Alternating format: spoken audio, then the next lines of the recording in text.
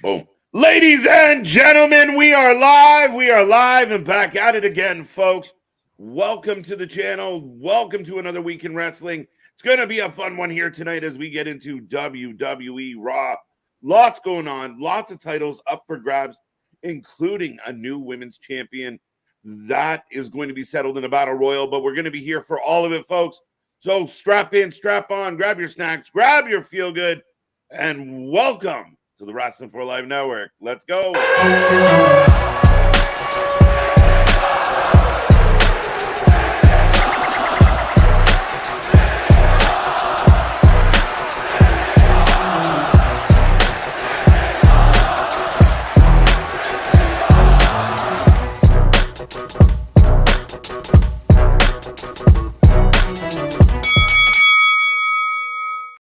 Ding, ding, ding. We are live and back at it again, folks. Like I said, we are the Wrestling for Life Network, and this is another live stream. We're looking forward to a fun one tonight as we get into WWE RAW on the road to Backlash.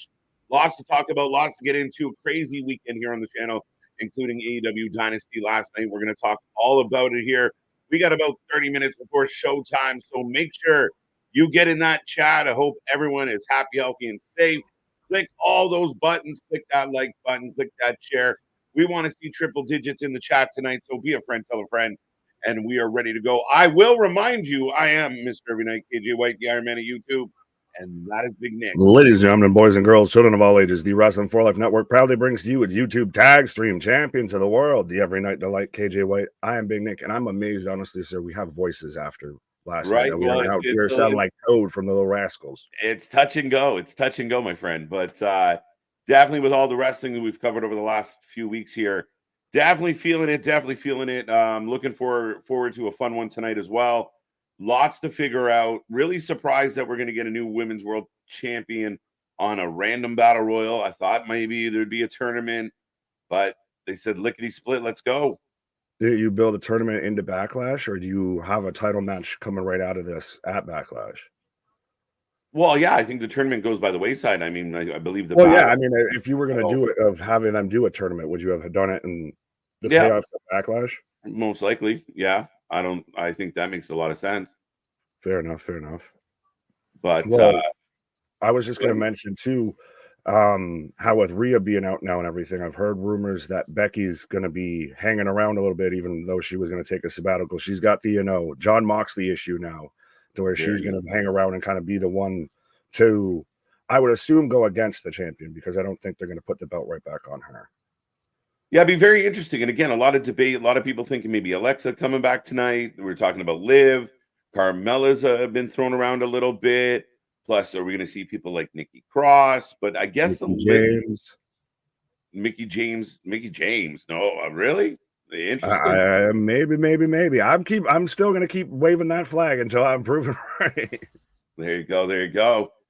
So yeah, a lot of intrigue with this one. I believe Natalia's in it as well. So we will see. I mean, a lot to figure out with this.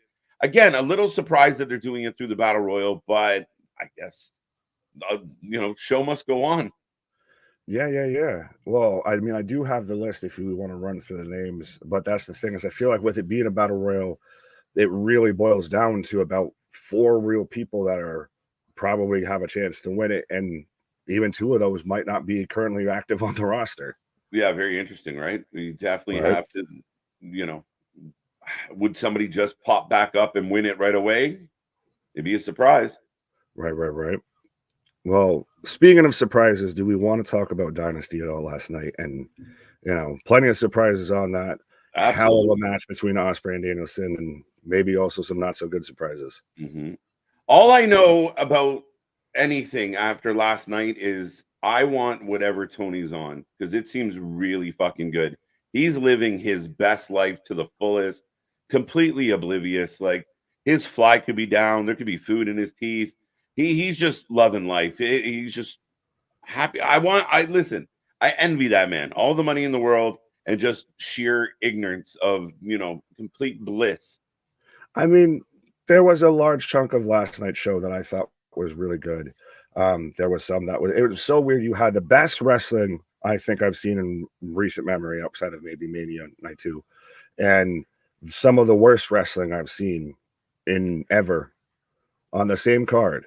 But and yeah, Tony definitely during that press conference looked lost in the sauce all the way, my guy. Yeah, no, I mean, again, it's a dichotomy, and again, I think Tony's his own worst enemy because there was a lot to love about that pay-per-view. It was a really well delivered pay-per-view in a lot of ways.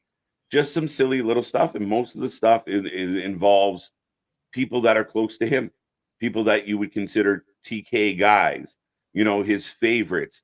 They seem to be the worst part of the shows. Does it remind you a little bit like WCW with you had guys like He Who Shall Not Be Named, Eddie Guerrero, Dean Malenko, even Chris Jericho at that time were guys on the undercard having the better moments on Nitros and Thunders and the pay-per-views and everything, while the top dog were out there stinking up the joint. Yeah, a very big I mean, that was one of the turning points of the whole Monday Night War is you had this underbelly of underutilized talent, and I think that's what we're going to see over the next 6, 8, 10, 12 months. Like the next little run here in 2024 is going to be very telling because it's great. Oh, even if you sign I know the fans get all wet in the britches about like, oh, maybe Sheamus, but yeah, okay, fine, you take Sheamus at this point in his career. We're gonna go get Ricky Starks, or you pick up someone else on the way out, and we'll go pick up a Hobbs or a Wardlow. We'll be okay. You take a Jinder, we'll take a Hook. We'll do that trade. Yeah, there you go, all day long. So again, but the positives are this: it was a good pay-per-view, highlighted. Now we still don't quite know, and we were talking about this before we went live, Nick. Right. We don't quite know if Danielson's legitimately injured. It seems like he is. They're selling it like he is. There's a contingent online that think it's somehow a work and it ties into the story, and they're banning the Tiger Driver. And if so, it's not you don't need it. The match, just let the match be the match. Yeah, I've been very adamant before of I hate doing injury angles, especially when Danielson does them and everything like that. Like just super really awkward, unnecessary injury angles. I know every now and then you got to do one or two, but like when you're seizing up in the ring. And if he was legit, then that's scary. I wish it didn't seem like there was a ton of urgency in the situation, which is why I think it could be an angle. But I think it's interesting, like you said, that Ospreay seemed very kind of shook by it, and I don't know if he's the world's greatest actor was legitimately shook. And like you said, he retired the Tiger Driver because if that's what hurt Danielson, I'm not going to keep doing it. It has very like post when like Seth had to hang up the stomp for a while type vibes, or the buckle bomb especially. Yeah, even the punt. We've seen that in the past. So you're not wrong, and I get it. It's just weird because like it was such a good match, so we don't really need this. It's hard to build off of like, hey, I want to fight you because we had this great match and you popped my shoulder out. Okay, I mean, you could just run it back because that. And by the way, if you have not seen that match, go and find a way to watch that match. 100%. Match of the night, match of the month, match of the year. Is it crazy to think of everything that we've gotten in the month of April in pro wrestling? April was insane. April's been absolutely off the charts. And again, a lot of good matches in a lot of companies. And it's funny, Nick. I mean, you think about some of the controversy with Ospreay as of late, but I mean, 4, maybe 3 of the top 5 matches this year, his name's attached to it, I think. Yeah, he's very much been the best wrestler out there doing it, bar none. I will say it that way, much like how Kenny Omega was talked about before, much like Kazuchika Okada's been talked about, et cetera, AJ Styles, et cetera, et cetera. But we know that, and we all know that, and now we've seen it. Like he's proven it. Now the challenge is, dear Tony Khan, you have this amazing talent. You got to make it a superstar. You got to make him stand out. You got to make him a household name. You got to do something here. Just like Swerve, we saw a historic title change last night. The job of the booker, the job of the guy in charge is to get this company over and change the direction of this company. Yeah, and those are two guys that you've essentially are homegrown. I know Osprey's New Japan and everything like that, Yeah. but they're not ex WWE guys to an extent. Take Yeah, that with fair what enough. you will. But you like Swerve's biggest highlights of his career has been everything in AW up until even last night. And Osprey having a match like that on a huge stage on Dynasty, US audience versus Japanese audience Yeah. mostly, and you stand up and watching it at 3 a.m. Yeah. This is really what the two guys that I would focus my company on, as that's the top act that I'm going to try and run with. You had Punk and you lost it. Yep. This is now your guys that you can do this with. Yeah. No, absolutely. I think that's the challenge. You bring in Sasha, you bring in, now I'm seeing reports, I'm seeing things on Twitter, even from some very pro AEW camps of, Mercedes, worst money Tony ever spent. Oh, overpaid. Oh, like how quick we turn, my guy. Absolutely. Oh, she's Mercedes refund at this point. She ain't Monet. Give me my Monet back. But even then, too, with what we were talking about with Swerve and Osprey and everything, we're still potentially going to get MJF back. We're still going to get Kenny Omega back.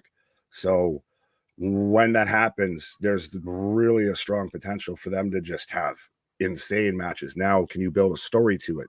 That's the thing. Can you make it interesting? You can be a great matchmaker, but can you be a booker? Yeah, can you do more? Can you make it interesting? Can you sell tickets? Can you sell t-shirts? Can you sell ratings? Can you push that number up? We know they exist. We know they're out there. Right. Can you go grab some more than, I mean, now you're flirting with 650. Like, that's a number we do not expect year 5 for AEW Dynamite, being down in NXT territory. Right. Yeah, no, not good at all. Not good at all. But do we want to talk to the peoples here? We can. We got some good news here. Noah, welcome to the membership as well. Damien, a new member. Good to see you, buddy. Officially a for lifey. Noah as well. So don't forget, folks, we have the super chat, super stickers, and the membership. So get in there, be a part of the family, be a part of the wrestling utopia. But what is Damien looking forward to tonight, Monday Night Raw? Just the whole Raw, all 3 hours. Matt knows his name, but point off for spelling it wrong. Welcome, Matt. -5 stars. Rocco, good to see you. To be fair, Nia Jax should be the next champion. Now, Nia Jax should and could be a favorite tonight. Shayna's a shout. I could see Nia would be an interesting choice, and then you could run back the feud between her and Rhea, or even then we don't know how long, if the person that wins this tonight is going to hold the belt till Rhea's back. Yeah, we don't know. We don't know how long Rhea's going to be back or how we're going to play this out. Liv to me still seems like the front runner again, because then she could have the belt for a couple months, have a couple, Nia challenges her and she finds a way to take down the giant. And then Rhea comes back and gets her belt back, beats her off a pole like a tiny little person that she is. Pause. But yeah, I think that's really the best. That I think that's the situation they're leaning into with this. Yeah, fair enough. Damien, good to see you again. Bear, all the way from Maine. How you doing, buddy? Yo, what's up? What's good, y'all? Efren, how you doing? Rizzo back with us. How's it going, buddy? Almighty Women's World Champion. Nah. Maxine. That's Nick's pick. No, fuck no. I'm assuming she's going to be in this, but we'll see. Yes, she is. Yo, makes sense. Von Wagner got released, Nick. Alexis, good to see you. Yeah. Poor forehead. Poor forehead. Yeah, Von Wagner. With a cardboard box in his forehead to hide from the rain underneath. Oh. Yeah, no, I mean, again, this is a guy that I said would be something someday. Like I said he would be able to be a really strong main roster heel one day. And they lost the plot with him and we never got it back. I just think anything that they tried with that guy was not getting over. I think he had just been ran into the ground, and they kept trying to revive it, and it wasn't going to work. Now, hey, maybe he's a guy that does some stuff outside of WWE and then comes back. Yeah. But yeah, I just didn't see it, my guy. He's second generation, but that's it. Yeah, and it just didn't fit. I thought the easiest thing for him, and they kind of tried it, but he should have been a man of very few words, a scowling heel, and his heater should have done all the talking. But then it got all sentimental, and we just lost the plot. And again, hope that Von Wagner lands on his feet and all is well. But yeah, time to move He on. seems very much like a TNA guy. Could be. See what he could do. Get him in there with like PCO, Con, stuff like that. I could see him maybe go up Moose or something like that. Yeah, fair enough. They should have made him Phantom of NXT there when they smashed his forehead in. Right. I mean, again, he's not like he's a big man. Like you said, second generation. So we'll see what's next for him. Right. Christian Power, how you doing? What's up, everybody, so far in the chat? We talked about Ricky Martin, Viagra, testosterone, Khan losing his libido. Christian is on all the things. He's on all the Tony. He's on the Tony Khan special. Right. Paul Carpenter, good to see you. Don't think Jericho should be the what the fuck champion. Chip is officially the what the fuck champion. Listen, I think this has gone beyond just the haters, quote unquote. No, everybody. Man, he was getting retired Jericho chants, Fozzy suck chants, and he's not even officially a heel in the story. Facts. He's halfway supposed to be selling this. He's trying to teach him. He's trying to be the good guy. We've been talking about this though for I feel over a year plus. I remember us talking about this when Jericho was taking on Bandito and everything with the Ring of Honor World title. And now finally everybody caught on when we were saying this was coming down the fucking pipe, that he's lost a step. He refuses to admit he's lost a step. He's not over. He's not doing anything well. He's a fucking anchor on that entire roster. Everyone that gets booked into a feud with him comes out worse. And now everyone's finally caught on to this. And it's insane to be getting in the middle of your match. Think about it. If you're Chris Jericho, you're the Ocho, a little bit of the bubbly, and you get, please retire. Wandering into Ryback territory where fans are telling him to quit. And it's one of those of just, you don't even need to actually retire, Chris. Just go away for a little while. Absence makes the heart go fonder. So go and play Love Boat on your cruise. And then when you come back, maybe you can play Judas again and you might get a halfway pop. Something, but it's not working, dude.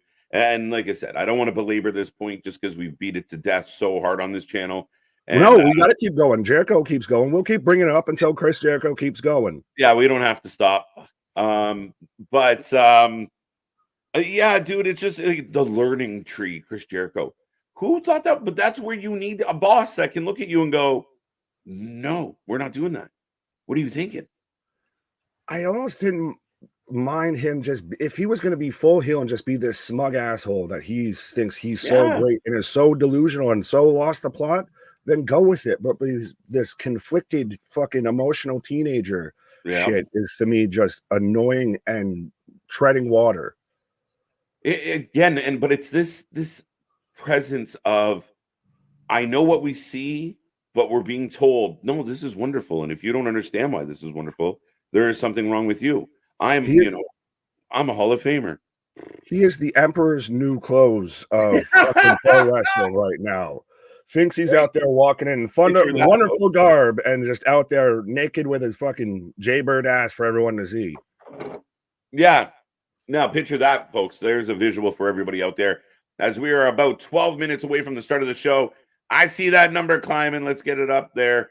But no, I mean, again, we got multiple clips on this channel talking about this exact subject. And this is the problem with AEW. This is what's holding AEW back. And if they don't address it, it's going to continue to hold them back. That was one of the worst matches ever in AEW. And then one of the quietest parts of the entire night are the Bucks and FTR. Everything surrounding the people closest to Tony is a shit show. Because they've all lost the plot and they think that they're doing great things. And that's the thing is, like going back to the Jericho thing, we've been saying this literally for the longest time. And we were the haters. Oh, you're just hating on AEW. No, I see what the fuck is happening. And just no one else want to see it and admit it. Yeah, I have eyes. And now finally people are catching on. It's the same thing I feel with the Bucks for the longest time. If you said anything negative about the Bucks, you were a hater. Then they showed the CM Punk footage and looked like goofs on TV. And now were sensible talking. Right. No shit. No shit. The Geek Box, good to see you as always, folks. Go check out the Geek Box channel, giving up a whole lot of content. So go check them out. If you like your wrestling clips, you get to see streamers like us react to a whole bunch of different things. And we've got nothing but love from Geek Box. So go give them some love as well. Good to see you. Thank you for being here again. Rocco, I think we got you. Alex, how you doing? How you doing? He's taking Liv Morgan tonight.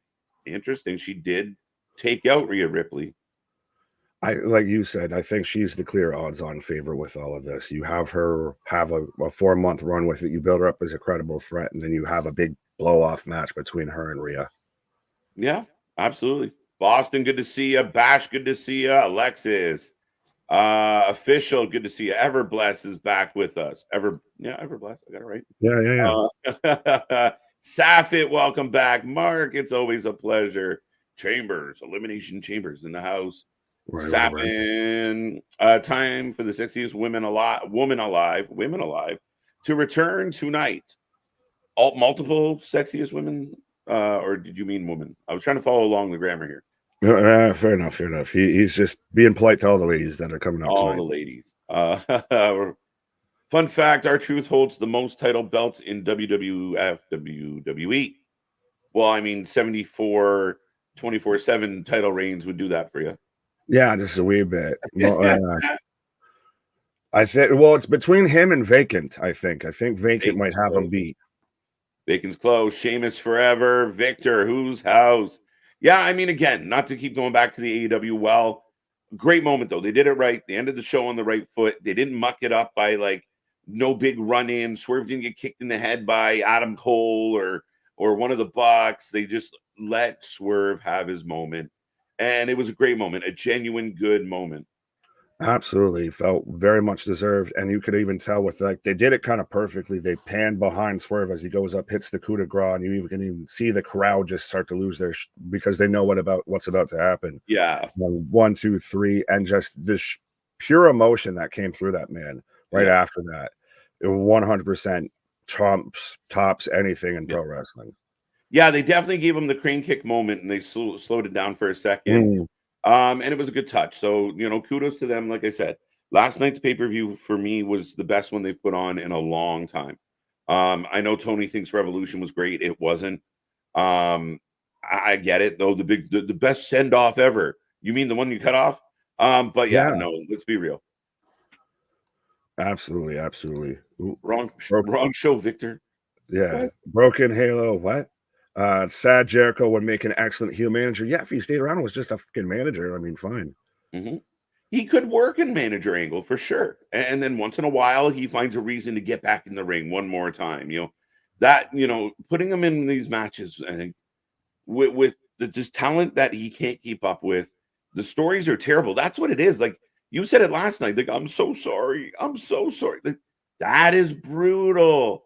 It's bad acting. Waiting for him to show up in a bumblebee suit. It's bad acting. It's bad wrestling. He does bad singing and has a bad hair job. Right.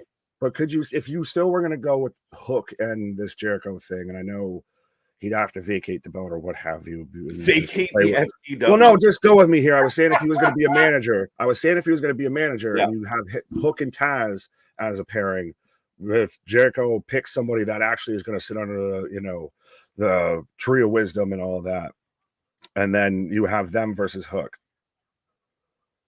I guess. Yeah. I'm just trying to find a way to get Chris as a manager and off my wrestling TV. Like he starts managing Sammy Guevara. Like, what the fuck? Hey, it could happen. It shouldn't. Poor Sammy's been buried by that man for 5 years.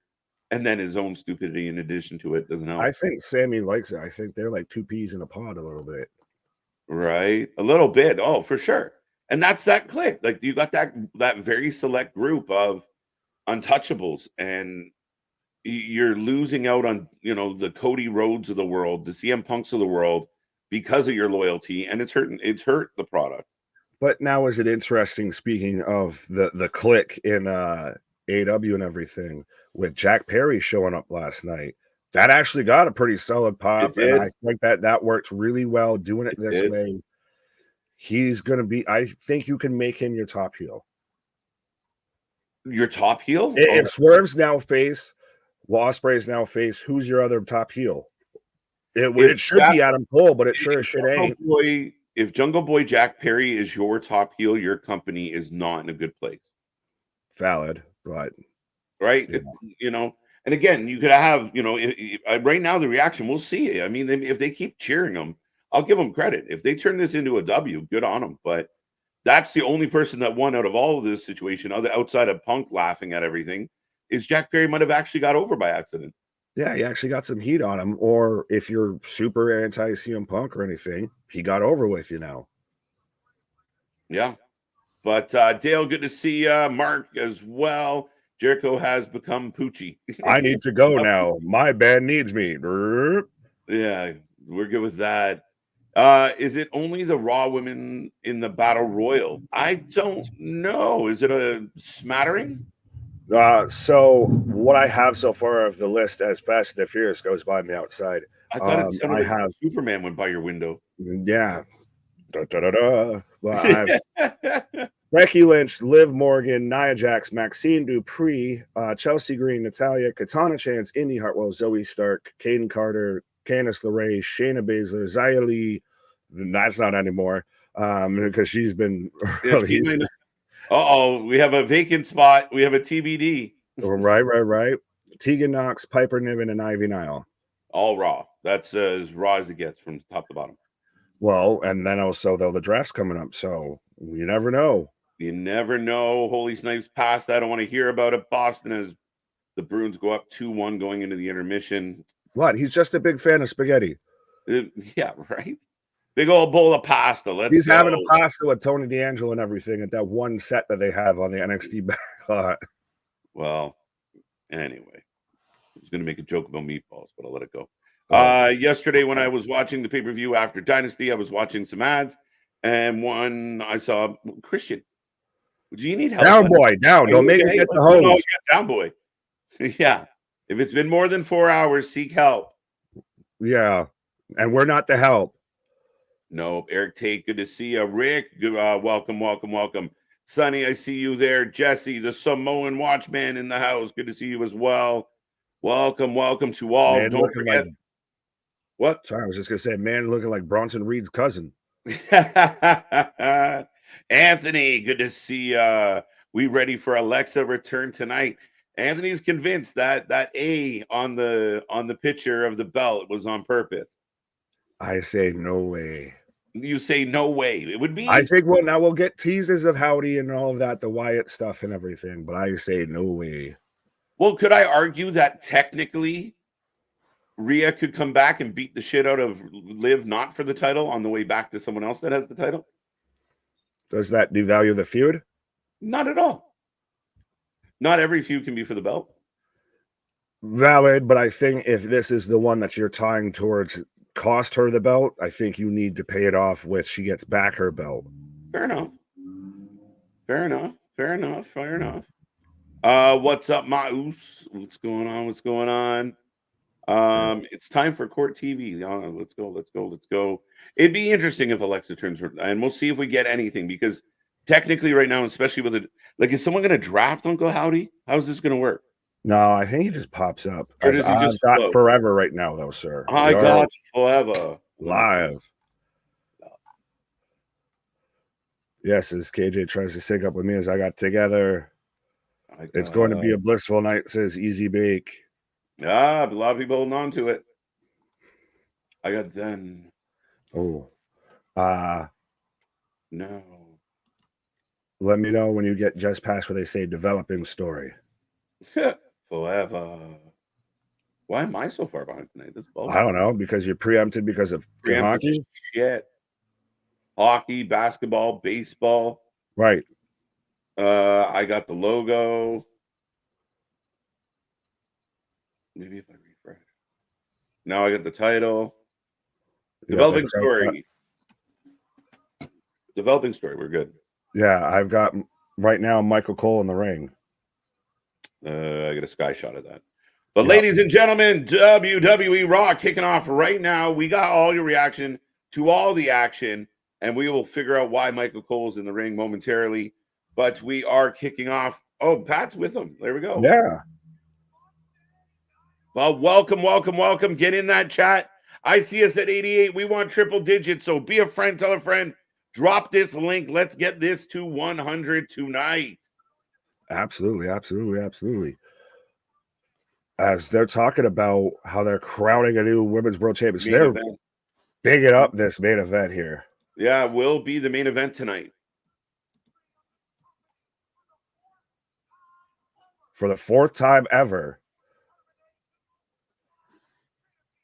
And James bring it up. They do have the bigger stage tonight and everything. It's not, the really reduced one, but it's still not as big as it used to be. There you go. It's what happens when you get older. It doesn't end up being as big as it used to be. Right? Yeah. As Pat McAfee cutting a promo. This is really interesting of them doing this and a developing story. No, it's been developing for about a week. Yeah, it's still developing. It's ongoing as we go back to last Monday where Rhea gave up her title. When was the last time we started a show with the 2 commentators in the ring doing a hype package to start? That's what I was saying was interesting. If they're not doing it behind the table or anything, excuse me, they're doing it in the center of the ring and all of that. And breaking news, folks. Sign says, "I want Mammy." We all do, except Boston.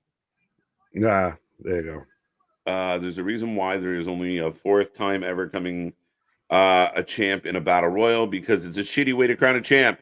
Facts. I'm with you, Boston. I was surprised. I will admit that. Yeah, I mean, if you're having to do it sperm of the moment, I mean, you still could have probably at least came up with something, on the fly a little bit better. Threats or something.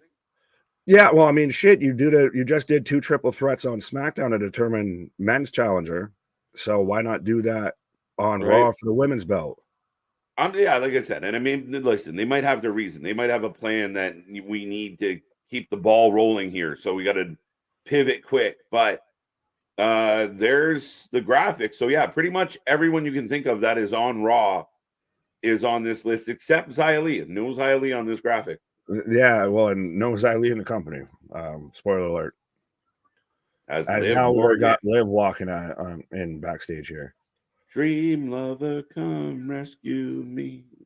Was that out loud? Why do people act like Becky Lynch is not winning this? This is stupid. Paul going with Becky Lynch. And going hard in the paint on it of like, you're a fool if you don't think Becky Lynch. He's feeling strongly about that Becky pick. There you go. There you go. With Oos. Yeah, we're opening with Yeet. Now we've also still building Jey Uso towards Damian Priest at Backlash as well. Absolutely. Are you looking forward to that match? Do you like that match? I know you were a little skeptical about where Damian. Does he drop it to Jey? Does he drop it to Jey? Does he drop it to Jey? He could drop it to Jey. That fucks up the Samoan Civil War though a little. A little bit. Then again, Jay's got a belt. He can hold that over some heads. Where's your belt, Coos? Shit, if Jey becomes the one that everyone's got to come back to, right? To bond them as a family because Jay's champion, but then he'd have to drop it before before Survivor Series at least. Yeah, and I kind of listen. Like truly, I kind of want Finn and Damian as a pay-per-view match. I really do.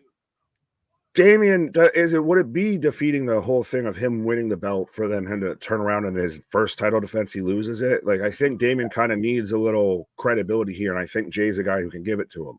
Oh, for sure. And I think they could have a good match, and there could be a reason why. Again, like Jay losing to the world champion is not a bad thing. It has to, somebody has to win, somebody has to lose.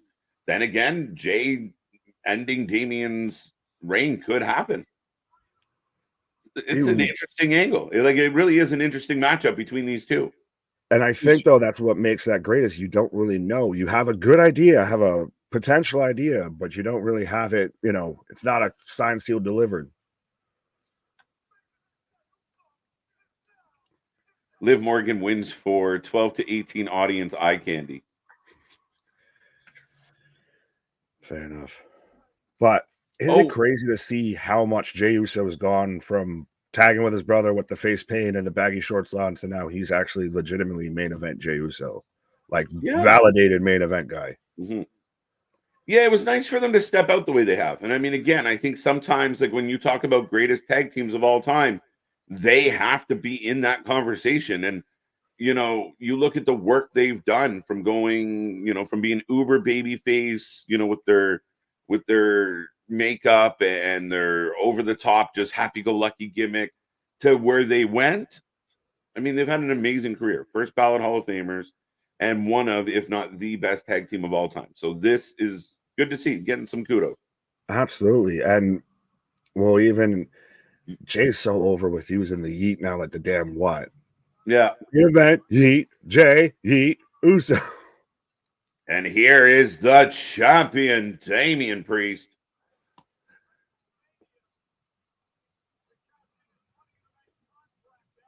Fucking gothic vampire Undertaker ass vibes. Bro literally looks like a fucking vampire from like a Blade movie. Like he looks like 100%. A bad guy or like the underboss in a Blade movie. 100%. John C. What up? Yeet. Yeet. Larry out here throwing out the, you know, nepotism approach here of Dwayne's making sure Nia's winning this battle royal. Yeah, right. Ava wins the battle royal. She wasn't even in it. I don't give a shit. Right. But now we got champion challenger in the ring. Damian saying, take it easy. All right. Well, Michael just giving all the love here. My new favorite watch along channel. Keep up the great work, guys. Love from the UK. Thank you, Michael. Thank you, Michael. Be a friend, tell a friend. We're at 99, Nick. 99. Let's go, triple digits. Absolutely. I got bros in different area codes. Right. Come on, folks. Oh, wait, now we need 3. Son of a bitch. Scared. Go the other way. Up, not down. Birthday is on Wednesday. Happy early birthday, King Jordan. And hopefully you'll spend some of your birthday here with us. It will be good. Pat McAfee is eating himself again. Yeet is the direction you can. Right.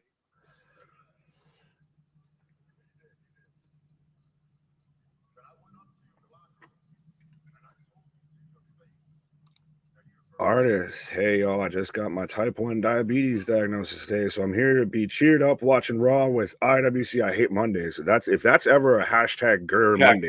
Monday. Yeah. That sucks, my guy. But yeah. T's and P's, artist. Hopefully you're doing all right. And if we can take your mind off shit for the next few hours, we're here all night long, my friend. Right. I took an Uber.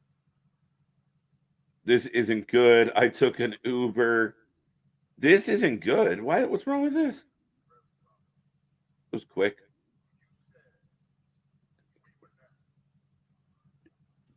Yeah, well, they just started talking here. I don't see how this is not good already. It just started as Damian's giving Jay credit of, you said we were next. He's 62 words into the fucking statement. He hasn't even finished his second sentence. We're like, this is terrible. Boo. He got a nice cheer.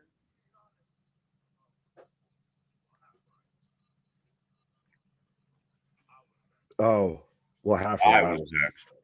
Well, is this a little face priest? I guess. Yeah. He's a little flat on promos, I feel. At least with this. It is a little bit flat, especially as a babyface. I thought he was better as kind of and again, that's why this whole situation with Judgment Day is interesting, because he's better as an aggressive kind of heel guy. We saw this with McIntyre, where you kind of lose a little something when they're being happy. And this is babyface on babyface. I mean, he's still kind of working the heel of, oh, I was the one, you were half right, all that. But it's just so, like, he has no intensity behind any of this. There you go.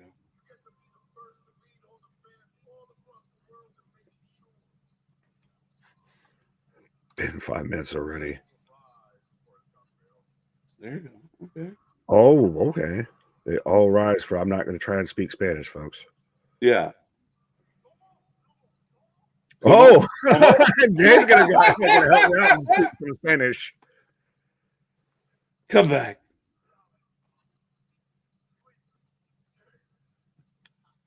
Could we be seeing Damian leaving Judgment Day and teaming with Jay? No. Lost you at the Jay part. You had us in the first half. Yeah, but it's now, even if he's going to be the heel, like, does he outgrow Judgment Day? Like, what causes the split, the rift there? I just feel like there's been that rift brewing and, different of opinions. And I still think it was going to be, I thought it was going to be Finn and, JD and such jumping him and forcing him out. But now he's getting lit up by Jey Uso. Yeah.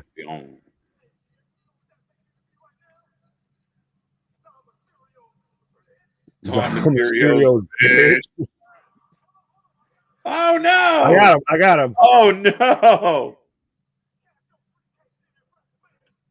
That's the thing, though, and this is why I might be onto something here if Jay wins this at Backlash, because, like you even said, Jay's fucking just cooking this man in this promo. Cooking him. Like, you can hear Damian sizzling right now. Like he just stepped out in the sunlight. Vampire. The hundreds like Lady B, nothing but love. Thank you. Right, now let's see if we can get back to 100 people in the chat and everything like that. What happened? El Champion. Let's go. Yeah. Out comes JD. Super kick to Dom Damian from Jay. JD tries to jump. Okay, this is interesting. My bad. Just do My it. bad. We still friends. So JD tries to jump Jay. He ducks it. Damian needs a kick from Jay. And that's where we're at with this. So again, still, there's definitely trouble brewing in the Judgment Day. And Jey Uso killed that promo tonight. That's where you get your tension of they're trying to get involved to help, and they just keep messing shit up. We got 2 101s, bro. They like that at the same time. There you go. Oh, now we're getting the why, Chad, why? Yeah. Have you seen everybody calling him Perk Gable? Yes, I think we talked about it the other night. I think that's hilarious. Perk Gable, my favorite. All he needs to do is shave his head, and he's right there. Shave his head and throw in a mouth guard. And there's the returning Gunther, sans belt, the ring general. So yes, we'll see. Oh, Gunther is here about his next mission. We are. It's so bad. It's the Chris Jericho theme music. Just awful. It's right up there with CEO. Like, that's at least a chant. This feels like some S Club 7, some fucking Nickelodeon boy band bullshit. Because I'm just a teenage dirtbag baby. Like, yeah, no, it sucks. But here comes DIY. They will be taking on the Awesome Truth for the World Tag Team Championships. Up next, who do you got, folks? We take a prediction on every single match. We take a rating out of 10 at the end of the night. And I see 96. Be a friend, tell a friend. We want triple digits. Let's go. Yeah, we got Regeneration X taking on the Awesome Truth. And you know how you're bad and you're not over? When you're trying to get somebody else's gimmick over that's way over, and you still can't get that shit over, too. You can't get over with the way over. We got a problem, sir. Yeah. Did winner. All right. Oh, DIY. He DIY. Like his third or fourth attempt at trying to get a comment in. I thought Dennis was letting us know his plans for the winner. He's got it. Well, he ordered dinner. Right. Sensing a QR code. We'll see. That's the thing. Y'all got to let us know, because half the time we're looking, at y'all and trying to, host the show and everything like that. So we might miss some. We try not to, but again, almost impossible. So Creed Brothers going heel to Super Nice Idea. What is everyone playing with my emotions with this chat right now? Why say long words when short words do same? Yeah, this is the rumor. I like it. I think you agree with that? Oh, absolutely. I think we've talked about this. It's a great idea. It brings back again. That's why everyone's making the Kurt Angle jokes, the world's greatest tag team Right? comparisons. It works perfectly. I agree. And I mean, again, Otis as like the heel heavy isn't a bad idea either. If you want to have like a faction, like Otis can work as a big mean bulldozer. We shave Yeah, him but up I again. mean, the guy that's doing this all the time and everything, I don't know if he can really be the guy that, Do you you shave him take up super again? serious as a heel. The Right? worm, is the worm a heel maneuver? You would have to stop doing the worm. But Yeah. um do you shave him up again like they did last time they turned him heel? They shaved him like a turkey. No, he's got to have the big grizzly beard and everything like Right. that. He's got to come out like actually shit, just put him in, make him a Viking because Eric's on the bench and everything. Make Right. him a Viking. You're together now. Right. DQ for the win. All right, all right. DQ, Miz, DIY. Could R-Truth, could Awesome Truth lose this belt already? To DIY? To we are wasted. The only way I think we could get anything, I think we still get Awesome Truth wins. I think we start to hopefully see a heel turn with DIY. Right, right. This one's for you. Nope, disagree. Big Nick. Mercedes Moné has the worst music right now. They tried to put a crowd chant in to get it to be a sing along, and it totally sucks. Not a hill I'm willing to die on. You can have that. That ain't even what I'm mad at.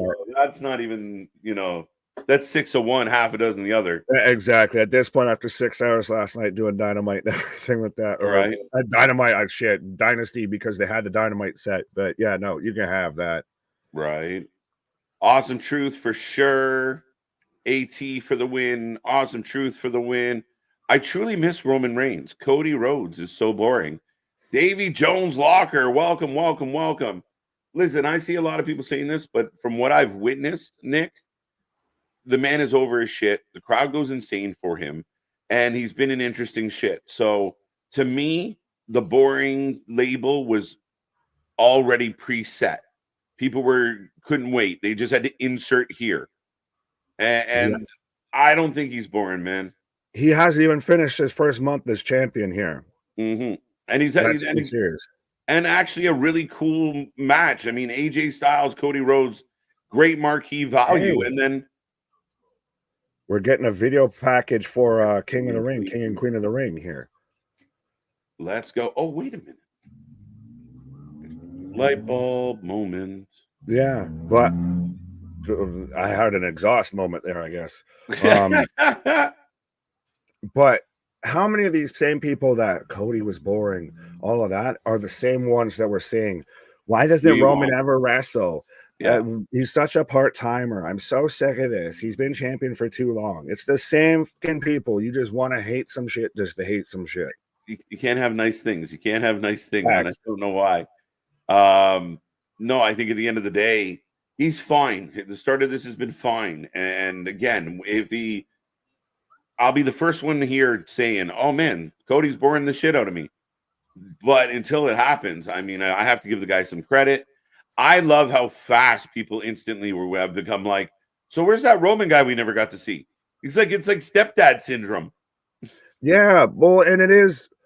The only thing I will say in favor of that argument is we've talked about this of it does get, you do have to wonder with Cody, was everything just in the chase? Now that he's caught, now that he's the dog that caught the car, what do you do now?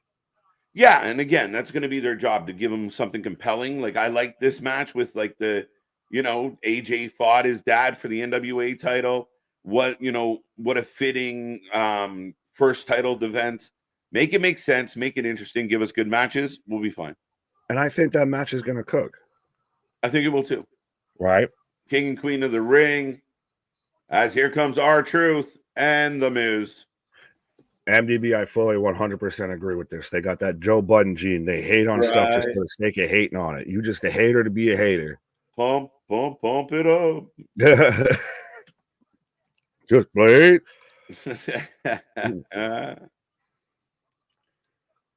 See, we got a 10-time better rapper out here of Ron Killings out here spitting them hot fire bars compared to Joe Budden.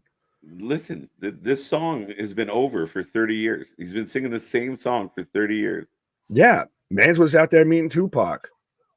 Right? What's up, brother? Fluff Salisbury, how you doing? How you doing? MDB's back with us. Nick B, just in case we haven't said hello. James, Rick, MDB in the house. So what do we all think about the King and Queen? I think the good news with this one is I believe that Triple H sees the value in King and Queen of the Ring, and I'm optimistic it means something this time. Early front runners.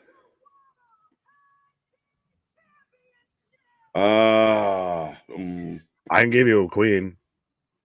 Tiffany. Hey now. Tiffany for Queen has a very solid ring to it. I'll give you a guy too. L.A. Knight. Yeah. LA Knight is King of the Ring. I'll take that. I think maybe Braun Breaker, King of the Ring. Could be. That would make sense. I just worry if they did it with like Braun, he'll go like Baron Corbin and wear the fucking crown all the time, and NXT actually takes it. He goes King Booker. I'm King Breaker. Right. Bronson Reed, maybe a dark horse in it. Bro, that throne's gonna have to be like 2 sizes too wide and everything like that. If that man's fitting up on there, respectfully. You're gonna have to pay for 2 seats, sir. You're gonna have to reinforce that that throne. Pour me something tall and strong.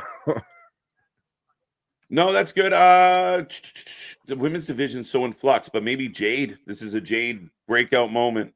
Oh, Queen Jade. Yeah. Queen Jade. Bow to the Queen. All right. On your way, folks. So if you haven't given us your prediction, make sure you drop it in the chat. Who you got? Awesome Truth or DIY? I still want to keep calling them Regeneration X. Queen Jade. As we've got Johnny Gargano taking on R-Truth right now. Here we go. Here we go. Queen Jade. I'm going to take R-Truth. I can't imagine they're going to lose yet. No. And not the DIY. I still think that we get a heel. We start to get a heel turn. We need something here. Again, I don't know. I don't know what you do with DIY. Like, again, everything from the entrance to minimal reaction, the playing off the DX thing's not working. I think you got to separate the men. I think you need, like, you got to throw, they got to give us some bangers. Do you try and almost, it wouldn't have the same, I think, veracity, but might still have the same in-ring quality. If you run back one of the greatest feuds that Triple H ever booked in NXT Black and Gold and Johnny Gargano versus Tommaso Ciampa. Mm-hmm. Yeah. You could definitely do something like that. I don't think you can make it as personal right now because it's the second time. So it's never going to feel as good as the first time. And you don't have that deep buy-in from the fan base. Like that, that NXT crowd was so into DIY that when it happened, it was heartbreaking, right? Right. Oh. Speaking of nice rings to it, Queen Truth has a nice ring to it. Queen R-Truth, let's go. Let's go. Queen Nia Jax. Oh, that's not a bad shout, actually. She would get over. She would just be getting insufferable with that. Yeah. Ivan, good to see you. Good to see you. Charlotte should win the Queen of the Ring. She is the queen, and it makes sense, except she's on the shelf. And I don't think she'll be back in time. Therefore, she can show up and challenge said queen as she is the one and only queen. Yeah, and I think with the king and the queen, well, especially the King of the Ring, because it's been around the longest, it was more of one that was to build up a star versus put it on an already established star. Like even when Austin won it, that's what made Stone Cold Steve Austin. Yep. Yeah, I mean, again, it really, we talked, you made the joke about Booker T, with Triple H, we know the stories of several people getting over because of the King of the Ring tournament and what they were able to do with it outside of, like, again, Booker T completely revived his career, I believe, when he won that, because then he just turned it on and became this over-the-top character that worked so well. You saw another layer that you didn't know he had as we're getting the pat on the back spot here as we go to commercial from DIY. Also known as the commercial spot now. Yeah, that's what it is. You know they're going to hit that and go in a commercial. Right? So, ladies and gentlemen, we are on commercial break. We are rolling through DIY, taking on Awesome Truth for the tag titles. And we got more to come tonight. Don't forget, we are back tomorrow for NXT Wednesday Dynamite. Should be a very, very interesting Dynamite.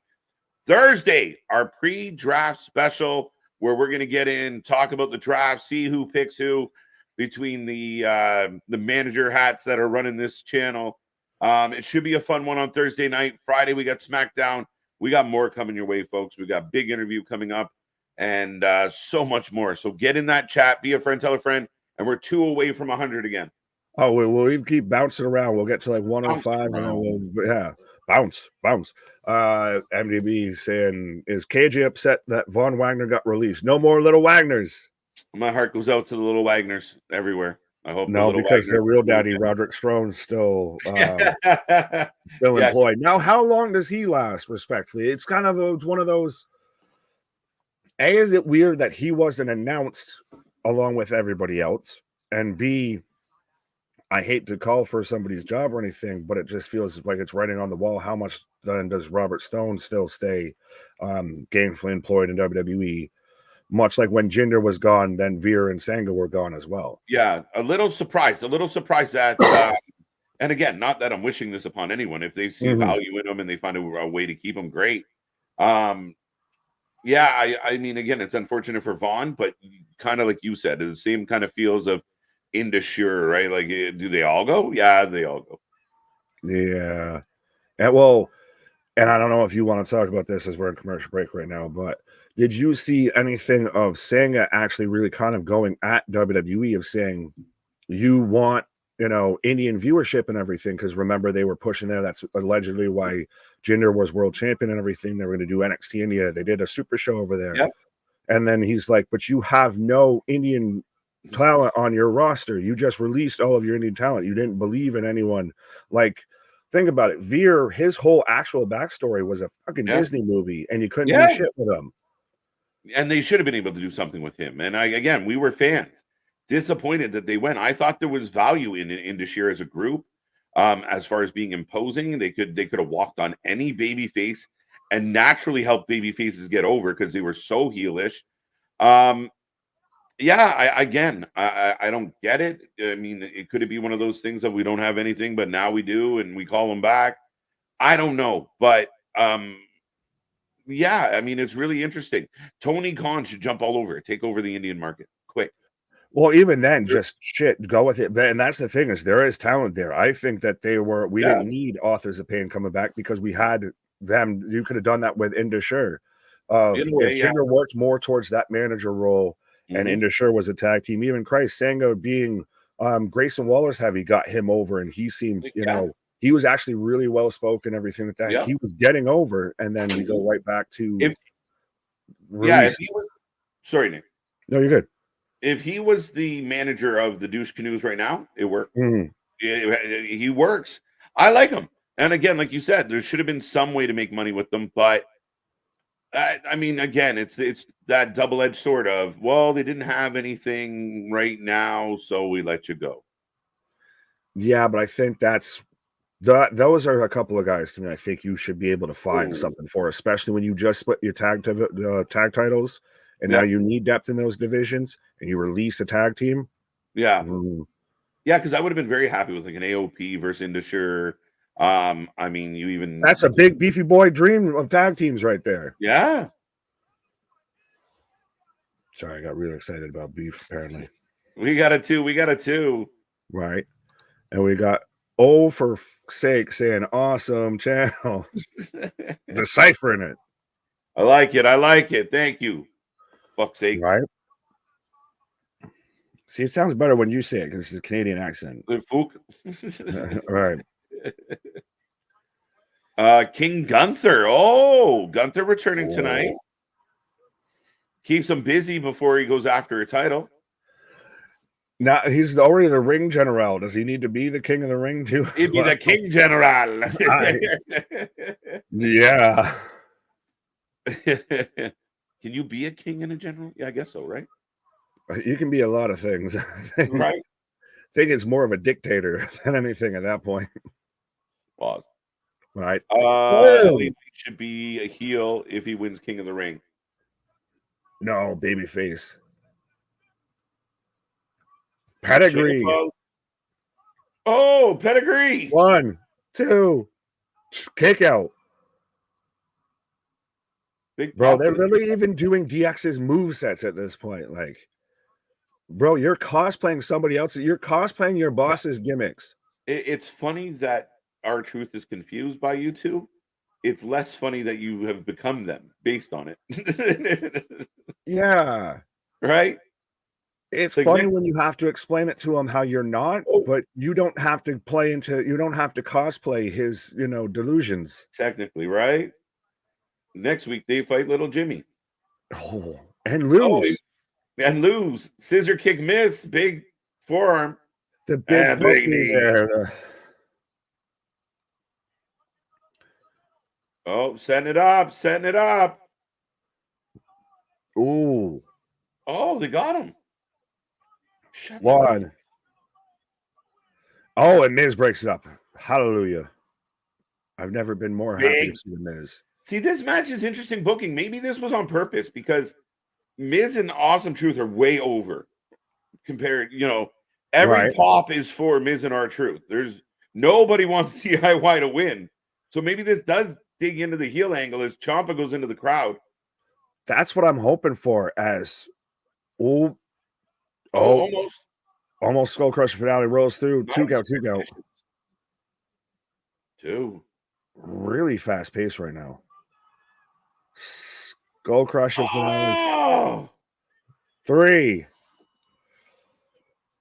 TCF, it's over.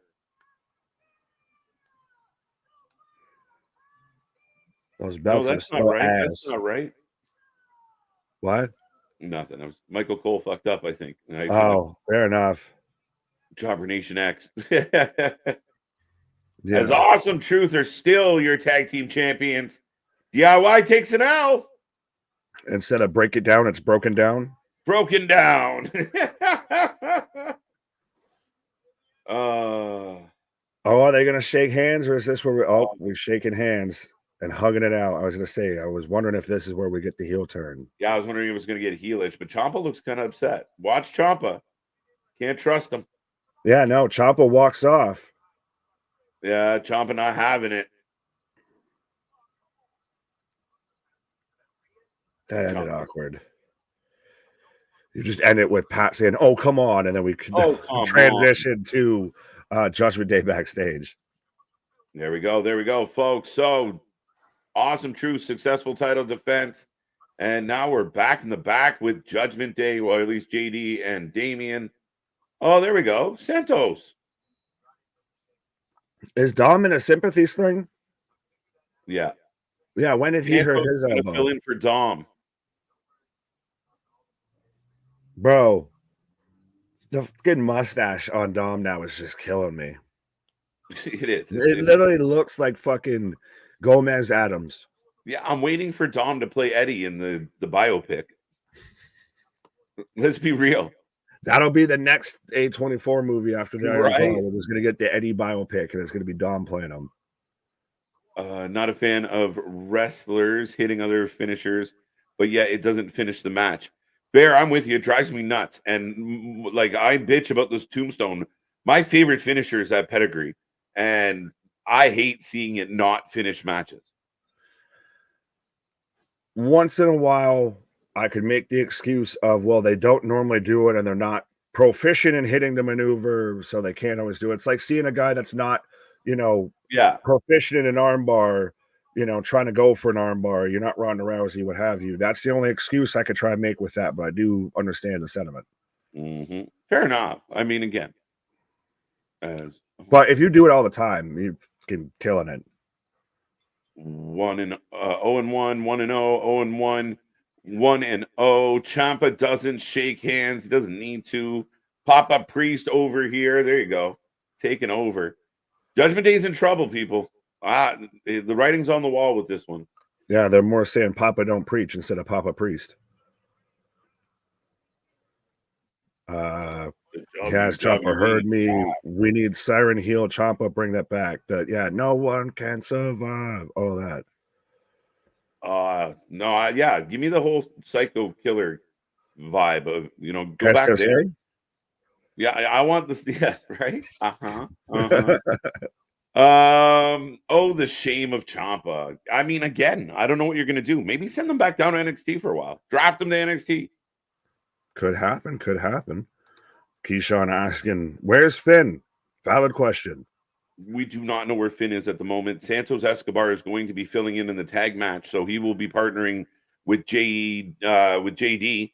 Now I wonder if this continues. Like, is that what happens? Does Dom slowly become one of the Lucha, and that's his fading away from the group? Oh yeah, I think he's already establishing his exit plan here, especially with no mommy to keep him in line. Absolutely. And Christ, again, you talk about his real daddy, Eddie, was a founding member of the LWO. There you go. Tie it all back together.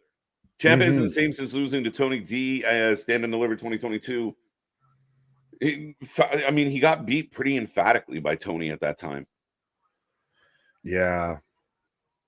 And they had no follow-up plan after. That's the thing. Yeah, but even his initial call-up and being with The Miz and looking like a pylon, none of it that was awful. That was terrible. That's what I'm saying. They had no follow-up plan. Yeah. And I think sometimes it's a weird way the fan base works at times where that first impression matters, right? We see it with Karrion Kross of like, no, we know who you are. So yeah, they're gonna have to find something. Like I said, everything from the entrance to what they're doing, it's not working. It's not getting over. There's no feel. There's no vibe. Very flat. Very generic. Yeah, they used to be the must-see matches. Now they're the must-tune-out matches. A little bit, Nick. Simone got the joke. Yeah.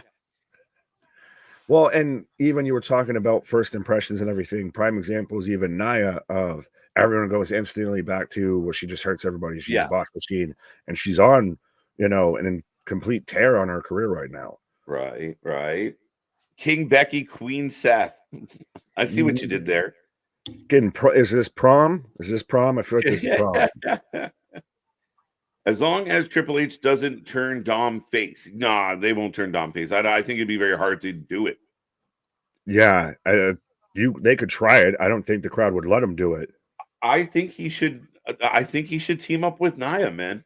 The new mommy. What is this obsession with Dom having to need a mommy? I just think it works. He plays a real good role. So does this man always need some paternity shit going on? He had two grown men fighting over his, paternity test results and everything, and now he's got to switch from one mommy to the next. He's got issues. He's got family issues. He needs therapy, is what he needs. He doesn't need a new mommy. He needs therapy, right? But I mean, I think it would be hilarious where it's like mommy went away, so I found a new mommy. And Nia Jax, I mean, natural heat getter. I don't know, man. Right. Well, I got Shawn Michaels. So he's letting us know. I don't know if for those who out there who don't know. Vegas, yeah. Yes, I believe it's June 9th. NXT Battleground will be at the UFC Apex. So we're getting that very much that UFC WWE crossover here. Yeah. And I'm really curious how it I'm looking forward to it in this venue. Yeah, but I feel like it's gonna seat like 200 people. I think it's more than that. I'm curious. It's very interesting, very unique, and obviously we knew stuff like this was going to happen. There had even been talks before of running, pay-per-views and events with the UFC, like almost tied together here and everything. Yeah, but having a pay-per-view or NXT Battleground, it's not exactly a pay-per-view, but having a big show at the UFC Apex is interesting to say the least. Yeah, it's cool. I mean, I like it. It kind of, and again, Vegas is a good spot. Creates a little bonus buzz for your, a big show for your third tier brand. Like, I think it's cool. I think it's a nice touch. Is it a teaser to sit there and test out everything for when they have Mania and 41 in Vegas? Yeah, let's play that game. Right. Gunther and Imperium.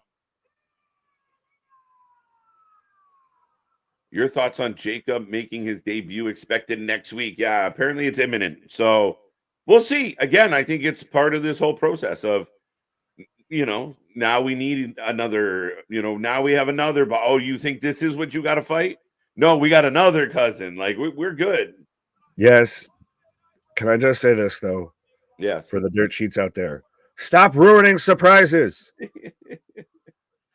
2-1 Boston. Yes, I can see that on my other screen there, Curtis. Who was it that last night said he's Canadian? He knows. Right, that was Boston, I think it was. But yeah, no. Tight game. I hate Boston so much. Yeah, you heard me. Why are you looking at me? I didn't do nothing. I really hope WWE doesn't disgrace UFC. Well, I don't know how that would happen. Well, what were they going to do? What the kind of comment is that? How, sir? Explain your work. Right. I want to chant CEO, CEO, CEO. Why? Oh, because of the music. It sounds her music sounds like Gunther's. I still want the dun dun dun dun dun dun. Oh, yeah. Good evening, Ricky. How you doing? Right. Shout out. Yeah, Gunther saying I took some time away to digest everything that had happened. I feel like I'll have to keep doing the kind of Arnold voice. Right. Just slips in there. Yeah. Well, I mean, he's Austrian at least, so at least it's right country.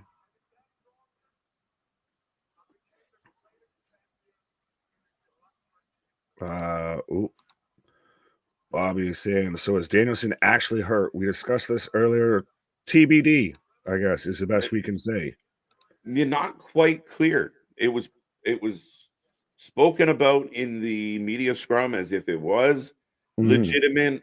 Other people are doubting it. I don't know. It looked legitimate, so good on him, I guess, maybe. I don't know. Yeah. I don't get it.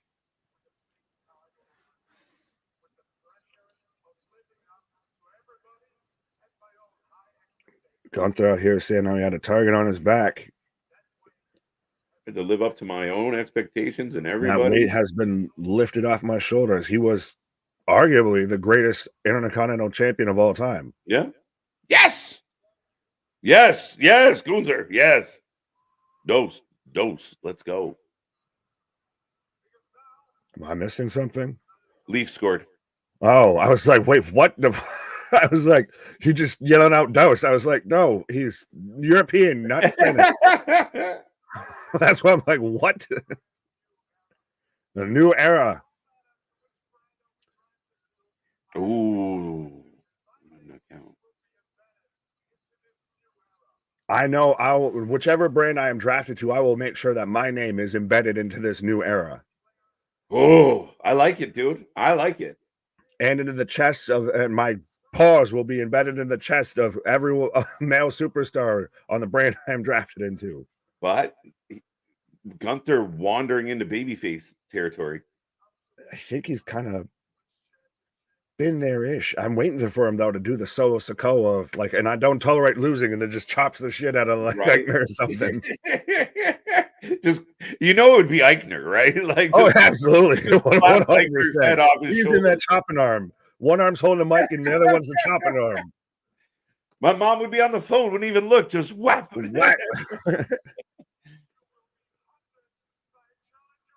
You will be hunted. The thing about WWE, we can debate this a lot right now, Nick. It's like everybody getting over. Like, oh shit, Cody's super over. Everybody wants him to win the story. Look, oh, Gunther's super over. Oh, like it's just everybody is super over.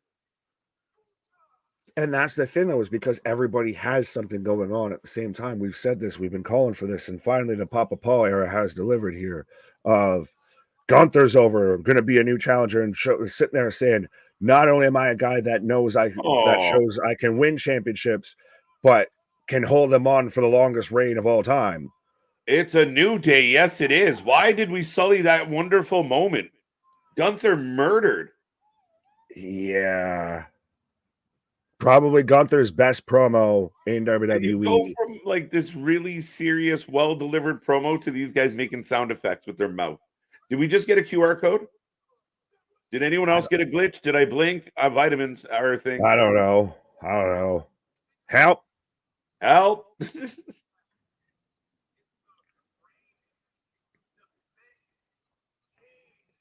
So, this is Xavier bringing up how he's the reigning defending king of the ring. So, shit, that means we're going to get King Gunther, which I mean isn't bad, but you know. I think it's great. Oh, yeah, but I think normally Europeans with a lot of power and everything like that tend to not be so Fair enough. Right. The goal gets disallowed. Balls Mahoney. He is the best all-around wrestler in my eyes in WWE, says Christopher. It's hard to argue. It literally in the conversation of best doing it, period. Absolutely. And been one of the best for a while, too. Yeah. And I think for the longest time, it's just, sorry, leave it out there of like, I think everybody got it now. Sorry. After I win King of the Ring, the King General. You're the guy that's a little bit weird and won by accident. Yes. Folks, for those who are wondering why KJ's randomly reacting to things, he's also watching the Leafs versus Bruins game. He's not a big fan of Xavier Woods coming back at Gunther in this promo. Yeah, I was thrilled. Yes. Xavier. Yeah, fight back. I looked away. I need more eyes. Enough. Bro, he's literally fucking dad. Just showing up. Just yes, sir. So we're gonna get another New Day Imperium match. A little boo earns on it. I'm gonna say it. We've been here with the draft coming up. Outside of stuff that's setting up for Backlash, are we kind of just in a standing position? This one's a bit of a floater for sure, because Friday with the start of the draft, you're not doing a lot tonight, right? Like, okay, Gunther for King of the Ring. Yeah, we're going to get a new women's title champion. And maybe they rushed it because of the draft. They want a women's champion to be drafted, clear out. Fair. Yeah. Which, again, to me is silly because you could still done it after the fact. But nonetheless, this one's a bit of a softball night. So I'm really curious how it works out overall. Yeah, you're not setting anything up major here that's you're expecting to try and carry on because you don't know what the future is going to hold here. No, as we're in commercial break again. As Candy Tink saying, will Big E ever be able to come back? We don't know. As long as he's happy and healthy, that to me is what matters at this point. Yeah. I think everything that he's contributed, and he's a guy that I think would contributes tenfold outside of the ring, what he does in ring, of just community work, of really like even around like WrestleMania weekend, he had like the Big E brunch and everything like that, and was having content creators all get together and everything like that. Like he really is could be that Titus O'Neil type guy if he can't ever go again. Which definitely was because of how talented he was. Yeah, it definitely feels like he's fallen into that that secondary role, that career after his career. And I think that he's a great personality. You could put him on commentary, you could give him roles that he's comfortable with.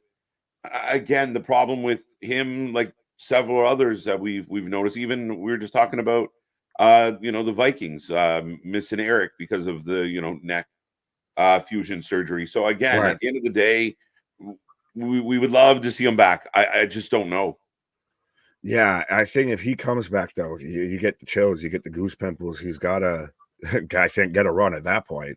But yeah, like I said, I'd love to see him back in the ring, but as long as he's living the best, healthiest physical life that he can, and not having to be in pain or discomfort or anything, then that's not worth, another couple matches or anything like that. No, I definitely feel that way. But folks, we are in a commercial break. We are rolling through. We're going to get the New Day versus Imperium up next.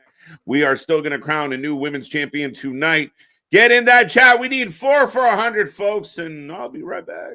Well, fair enough. This KJ is going to take a pause for the cause. And yes, we're so close to triple digits. I know we've danced with it. We've flirted with it. Let's see if we can stay at it here. I'd like to stay over for the night, being at triple digits instead of flirting with it. Nudge, nudge, wink, wink. But we do have the super chats, the super stickers, all of that as well. Just for anyone concerned, because I know we got plenty of people in the chat, and I know we're probably missing some stuff and everything like that. But if you want to make sure you get your comment read, we do have the super stickers, the super chats as well. Real saying this is basically being treated like a go home show. A bit. I mean, it does kind of make sense because there could be some big shakeups. There could be some big changes now with them introducing the new tag belts that look very different than following the lineage of all the other belts look the same. Do we see any of these belts switch brands or anything? Do you guys have any big shake-up ideas that you think might happen in the draft, or is it going to be kind of more, the mid-card teams, or the challengers might get drafted a bit more than any real big prominent shifts here? As I've got Piper Niven and Chelsea Green showing up here, and good googly moogly. So what happens if Jay and Priest get drafted to different shows? You got them facing off for a title, and they will that will stay on one of these brands. Already a little messy. Valid, but you could also say the same thing as Nia Jax. Goddamn. But you could also even say the same thing with Cody and AJ. I think those might be kind of already hinting at they're going to stay where they are. It would be interesting if they did switch that up. But I don't think that they will, but I do see your point.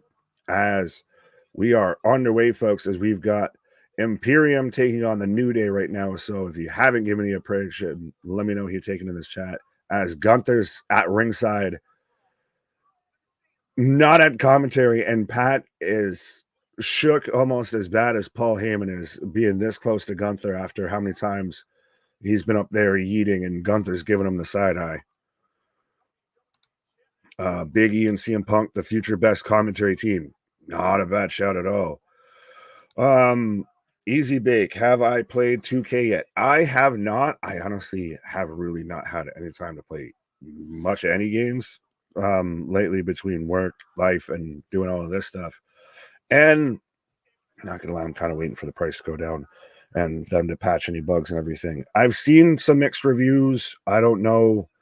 I've heard it's still good, but I wonder if it's always. I get the Madden games a lot, and those always seem like they're just pretty much, update a roster and not a whole lot's really changed. So, is it worth getting versus if you've already got 2K23? Do you really need 2K24? Honest question, because I don't know. Imperium for the win.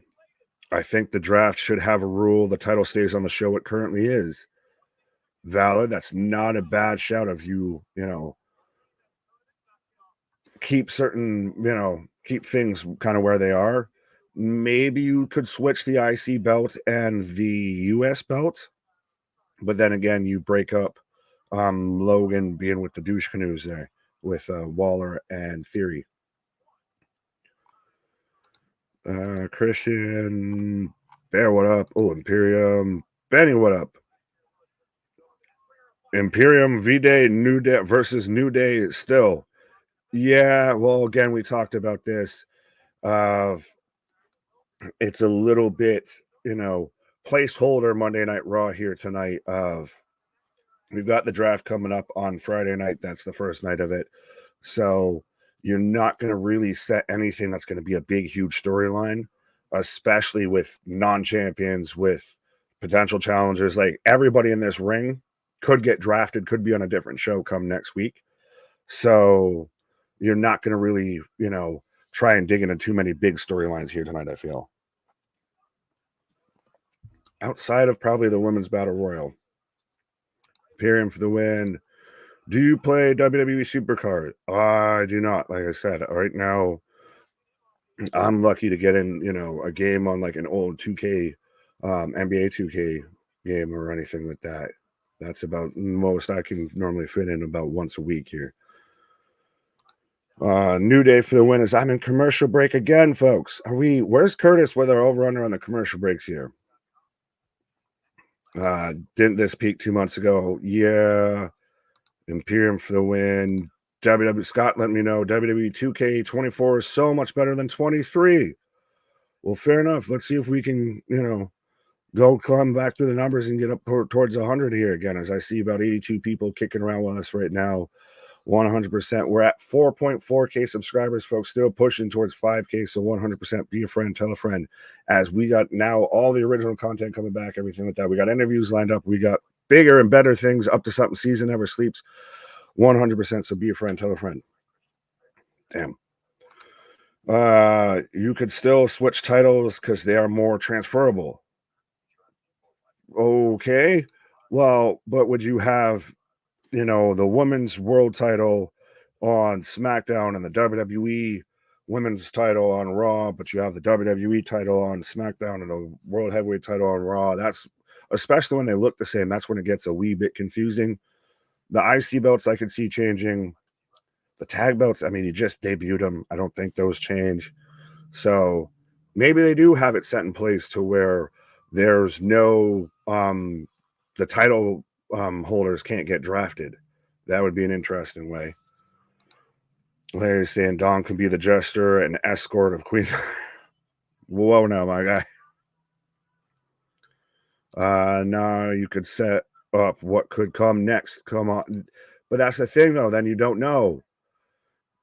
I mean, you'd have to already kind of be giving away what's going to happen with the draft then, because if you're setting up a feud, then you pretty much know, well, they're obviously going to get drafted, or, oh, it just so happened to work out that way. I get your point, but it is, to me, it's one of those that's be a little heavy-handed, and I know this might be a little too light-handed here, but you got to take the good with the bad, I guess. The draft has never had a rule where champions can't switch brands. The belts can go whenever. Facts, but it could happen, my guy. That's all I'm trying to say. I think it could happen. And again, I think with how, like I said, of how you've done where the men's and women's belts almost seem mirror images of each other, be a little weird if those are, crossed, both shows here. Or would you do it to where someone gets drafted and they have to vacate the belt, which would be dumb? Got that one. Chair saying nobody likes the trade, two champions handing off the titles. Yeah, that's shit. I forgot that they do that because it's so bad. And the last time I think they did that was when you had Becky and Charlotte do it, and Charlotte tossed the belt. And, you had all the controversy about that. Yeah, you don't need this stupid handoff bullshit. Just, if anything, just keep them. Actually, shit, now that I say that, would you keep... It's going to be interesting to see where Cody goes versus the Bloodline goes. I feel like there's just still that halfway mirror connection. But we'll see. We'll see. As we're back in action, as I've got Kofi and Ludwig going at it right now. And I don't know if anyone really caught much of the media scrum or anything after Revolution, because, of course, it was at like 1 a.m. Thank you, Tony Khan, on a Sunday. Actually, on a Monday morning. But yeah, really interesting, really kind of cool to hear Swerve say how Kofi winning his championship and getting his kind of world title run, and I know it may have not ended the greatest, but getting his kind of moment as being world champion really inspired Swerve to kind of still push for this moment. And to see him really get that was just great. The emotion that guy let out, again, was similar to Kofi's, I feel. Ooh.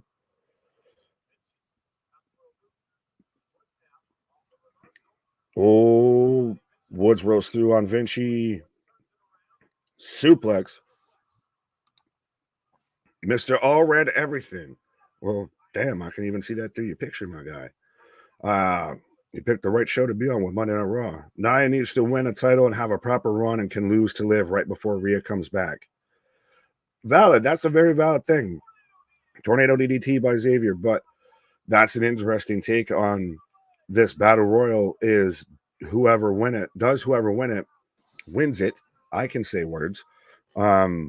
Have to hold it throughout, the entire time that Rhea's gone, or do we see a couple title changes or a couple different feuds or anything, some transitions in between there? Because to my knowledge, she's out about 4 months. It could be longer. I'm not a doctor. I'm not even a small town bird lawyer. But Vinci with a big clothesline, Kofi kicks out. Yeah, you could see, though, to where they could do, if they really wanted to, a couple of transitions through there. I think they might just really try and build up Liv to have some legitimacy as a champion here. When will Cody get his new belt? I hope soon. I mean, I like the big W and all, but what I've seen them kind of propose and been floated around as rumored with the Winged Eagle kind of version, I'm all the way here for it. SmackDown is going to have the better belts here. I might have to fight to, be the SmackDown general manager here when we do our mock draft here between me, Anthony, and KJ here.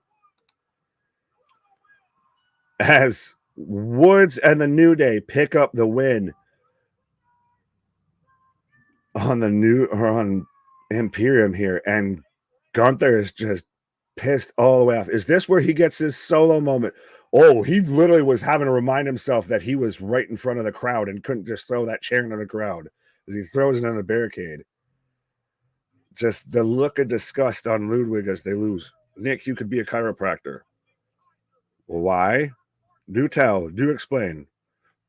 Make it make sense. Vance saying Shayna the new women's champion yet?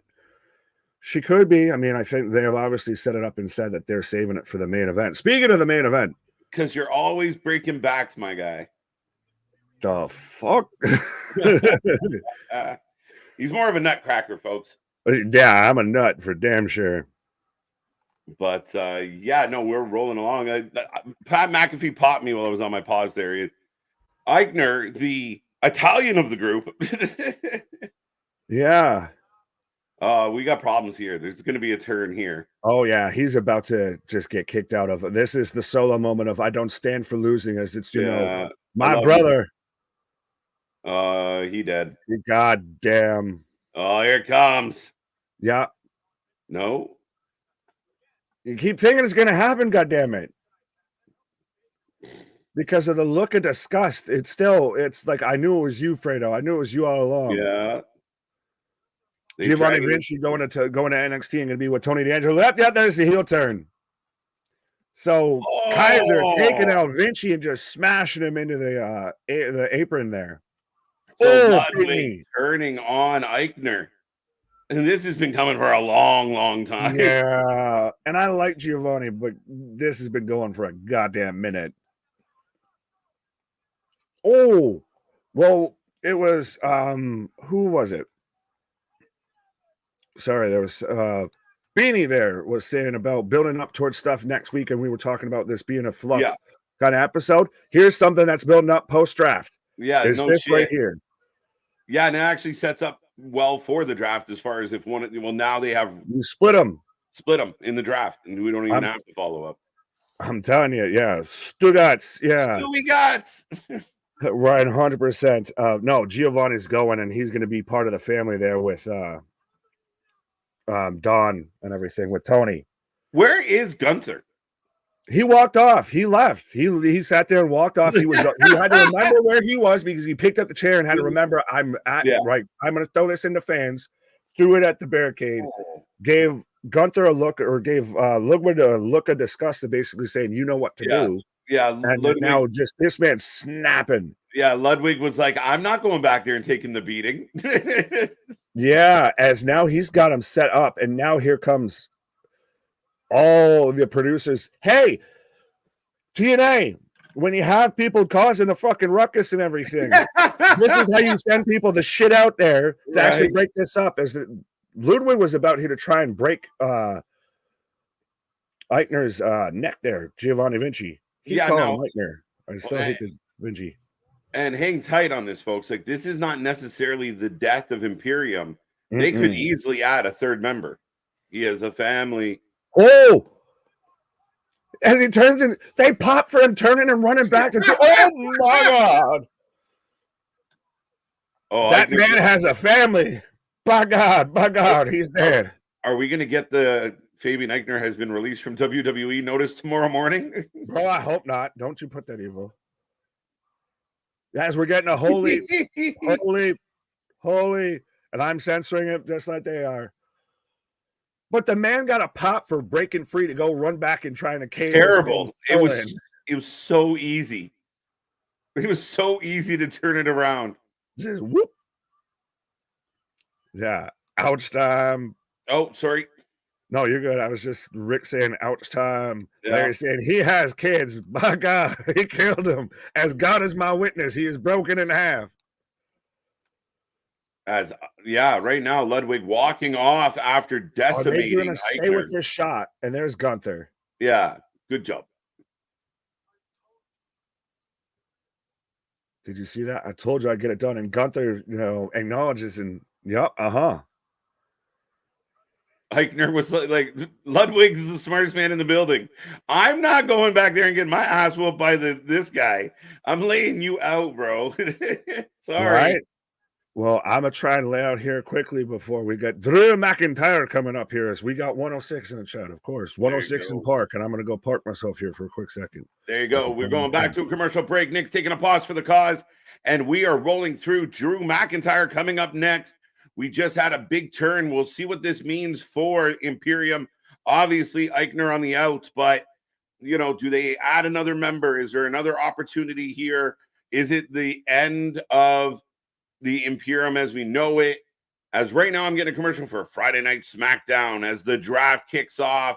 But Tama Tonga, Solo Sikoa in the commercial, in the ad.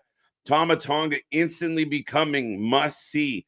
And you guys can let me know out there how you feel about Tama Tonga coming into the company. How do you like how they presented him? How you feeling about, Tama now that he's there? If you didn't know him much before, what do you think now? Rest in peace, Baldy. Not good. Thank you, Malik. Dragunov coming as a third man. I've talked about this before. I know we've debated it before. Dragunov getting involved with Gunther's not a terrible idea. If he gets drafted, if he's in the King of the Ring tournament, be very interesting. I mean, if he joined forces with Gunther, it'd make them super strong.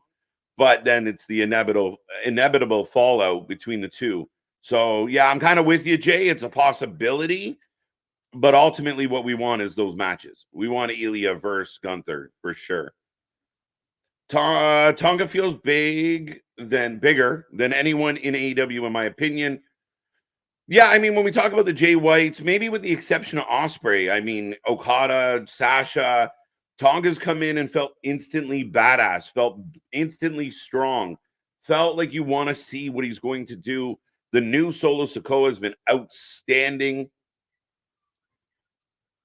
Kaiser is like the Walmart brand Young Randy. Not even close. Come on, Beef.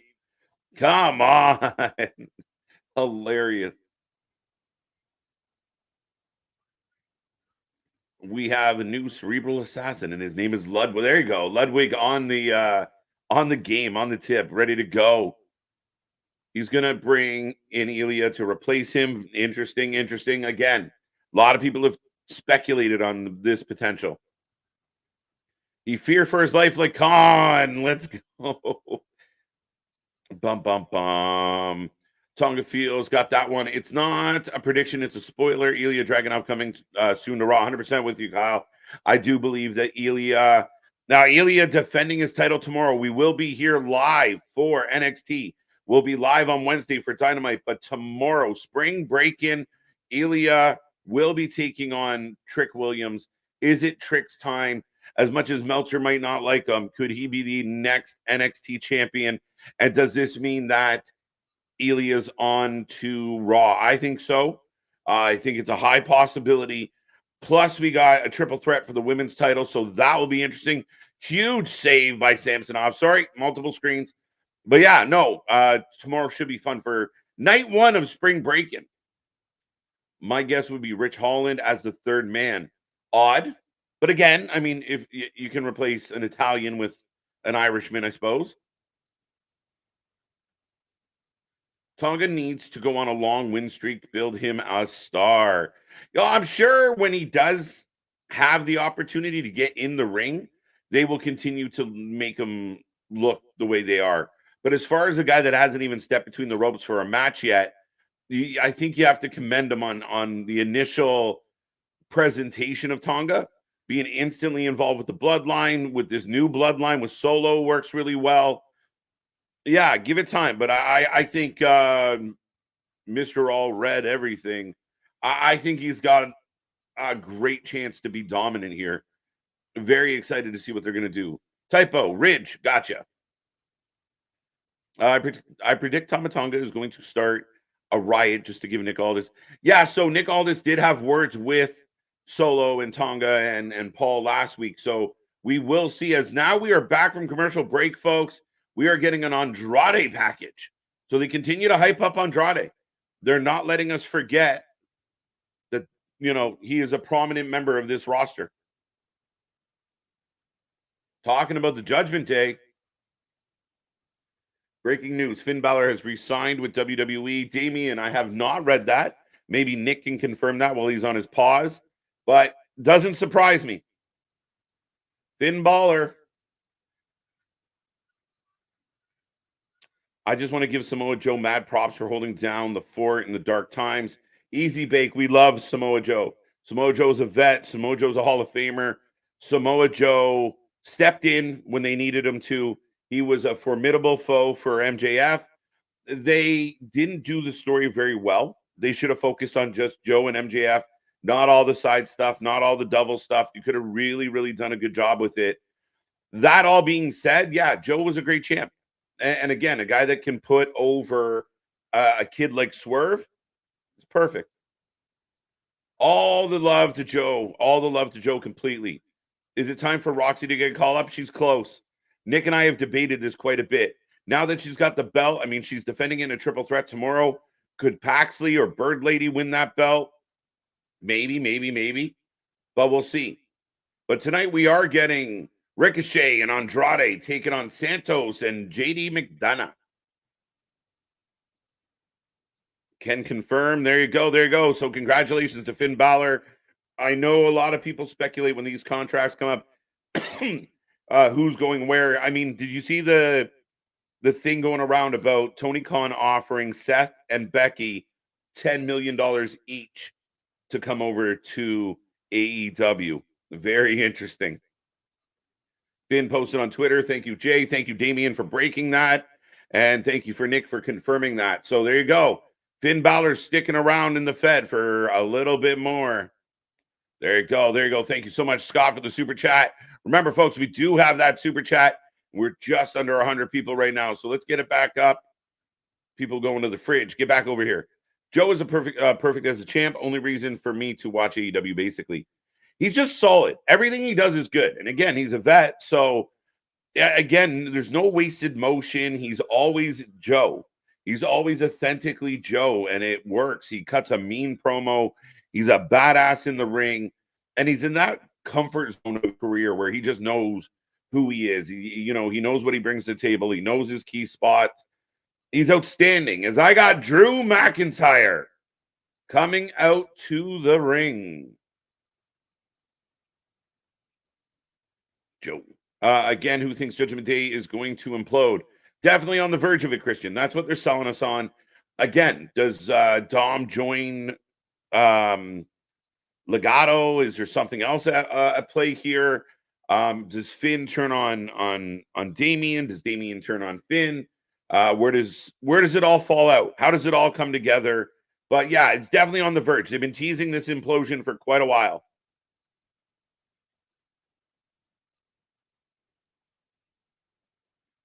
Too many I don't really know in AEW. Fair enough.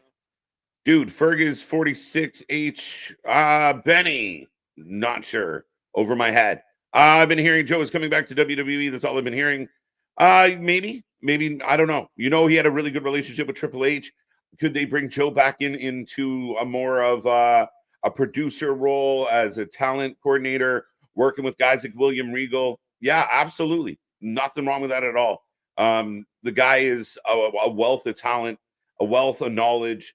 I think it works. And is he at that point of his career? I don't know. I don't know how much longer he's under contract with AEW, and I don't know what his plans are. As huge CM Punk's reign out, and Drew McIntyre taking a seat, crisscross applesauce. You heard me. Damien, I hope so. I predict Drew McIntyre is not going to leave the ring until CM Punk gets his butt into the ring. We'll see. We weren't planning on a CM Punk sighting tonight, but you never know. You never know, Christian. Imagine if we could get Tiffany versus Jade in a Queen of the Queen tournament. Who wins? Again, hell of a match. We'll see. My money would be on Jade. Nick's money would be on Tiffany. Could go either way. Drew is cutting a promo, ladies and gentlemen. Joe, bring Mox. Joe, bring Max? Yeah, bring them all. Let's go. Jade wins Money in the Bank. Definitely a contender. A lot of people have talked about maybe Liv winning Money in the Bank. We have returning people that could win the Money in the Bank. Jade could win it. You're sick. My choice, Queen Jade. I'm kind of with you, Larry. Drew is such a troll, 100%. This is the best Drew we've had in a long time, if not ever. Drew is just in a different groove right now.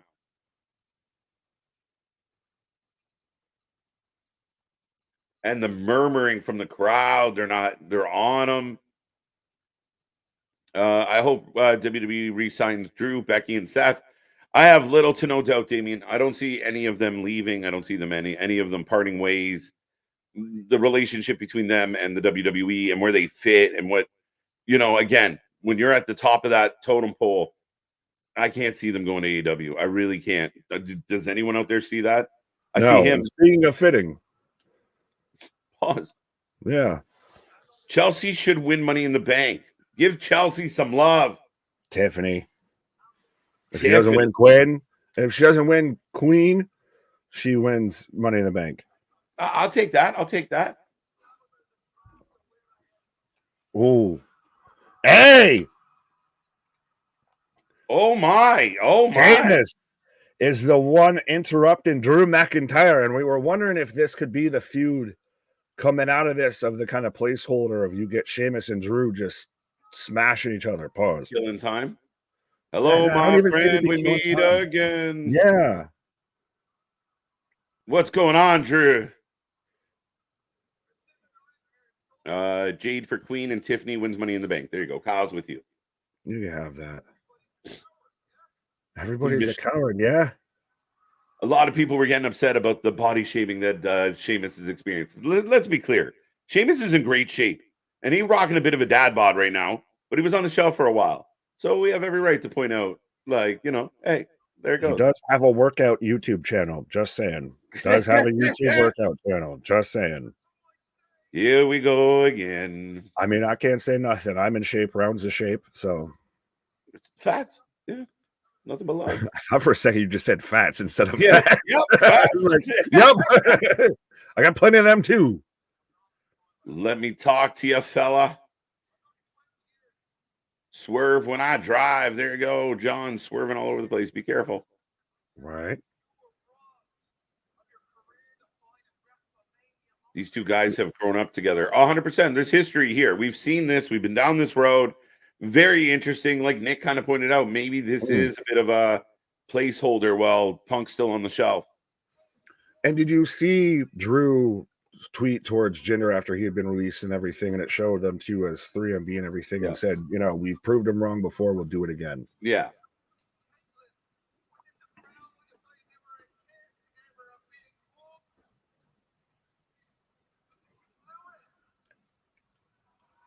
So Sheamus basically, you blew it. But that's the thing, though, is Drew, all you had to do was walk away. All you had to do was walk away. Yeah. You blew it. I want Sheamus to have a partnership with Ivar. What if these two become partners and start working together? Sheamus helps Drew beat Punk. It'd be interesting. I mean, Sheamus was here when Punk was, on his original kind of tirade and everything before. So there could be some maybe built up or some pretend resentment there. Right. LA Knight for Money in the Bank. Not a bad show. Not a bad show. Right. Could be Tommaso. Ooh. I like this. Give Sheamus some eggs because he be cooking. After a banger. Glasgow Kiss incoming. Let's go. Yeah. Right? Another you. A one-armed CM Punk kicked your ass. Yeah. This is when you need to see that Scottish psychopath side of Drew come out and just fuck a friendship. Yeah. Big CM Punk chance. AJ, welcome. What? No, I was going to say there's a big "We miss you, Alexa Bliss" sign directly right on the hard cam there for anyone. Right.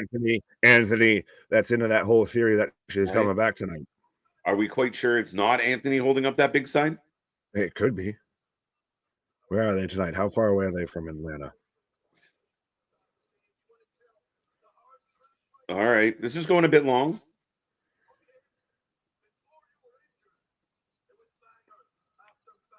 Before you were in, this is though where Drew's gonna go at him. A little rounder now. Right, burger after burger after burger. Yep, that's how you accomplish that body. Drew McIntyre. The news coming. Control, man. It's not me.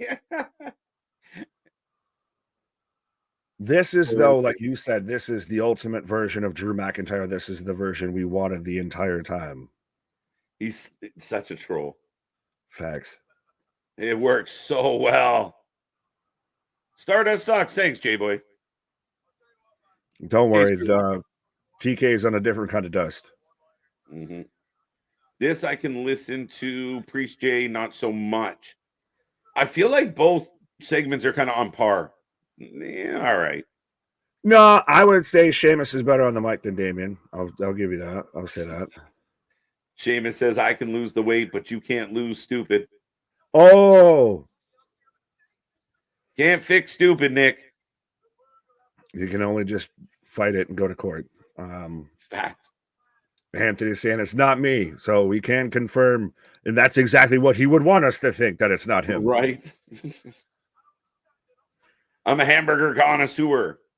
The burger. What? Drew McIntyre is the best heel going right now. Facts.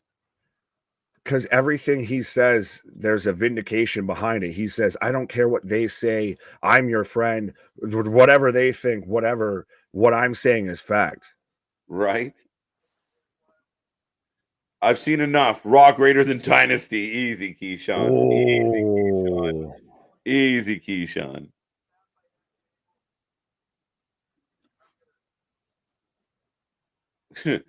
Cody's new championship belt is made of gold dust. Deep. Wait, what? Drew says, I'm going to stand by that table. We're talking about the commentary table and watch your match. So now we're getting Sheamus versus Nakamura. Weird. A little odd transition here, but here comes Nakamura. So it kind of rendered that whole back and forth a little bit useless. Well, you set up the tension, a little bit. You did a little bit. It's one of those, you didn't get too much of a big payoff, but I am excited to see Nakamura versus Sheamus coming up here. That will be a banger. Not a burger, but a banger. Right? 100% agree. Raw is greater than Dynasty. Ease the horseback. Damien, don't be swayed by the opium. Right.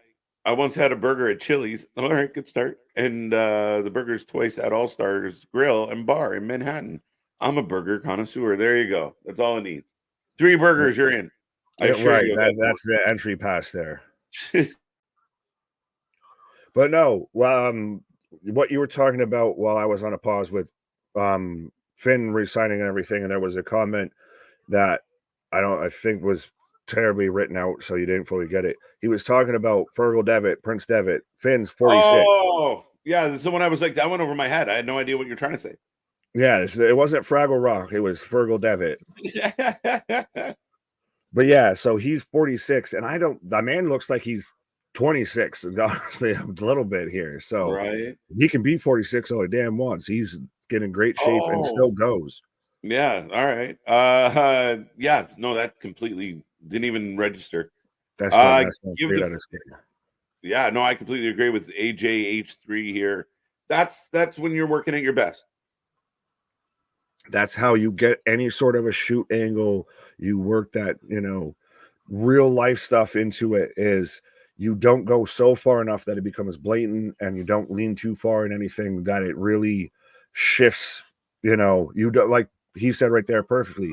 You don't know when the lie stops or when the truth stops. Yeah, no, 100%. You blur it. You want to be as authentic and organic as possible. It's when you're acting and faking, and that's where it becomes really obvious. And that's where it becomes a problem. That's where it lacks. Is this when I say our shit is real, our shit is raw, our shit is authentic and all that? Right. Shinsuke about to take another L. Yeah, folks, get in that chat. Let us know. We got Shinsuke versus Sheamus up next. So who do you got? Who do you got? Sheamus turns heel. Maybe. I don't know.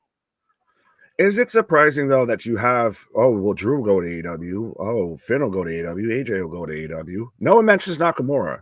You know what? No one wants Nakamura versus Okada or anything like that. No one's ever thought about that idea. And I still struggle. I said this while you were on your pause. Like, I struggle to think of, like, where people are like, oh, Drew and Seth and Becky. Like, we saw the reports going around today of, like, Tony Khan willing to go up to $10 million for each, Becky and Seth, or I don't know, some internet bullshit. But cool. So he's publicly an idiot.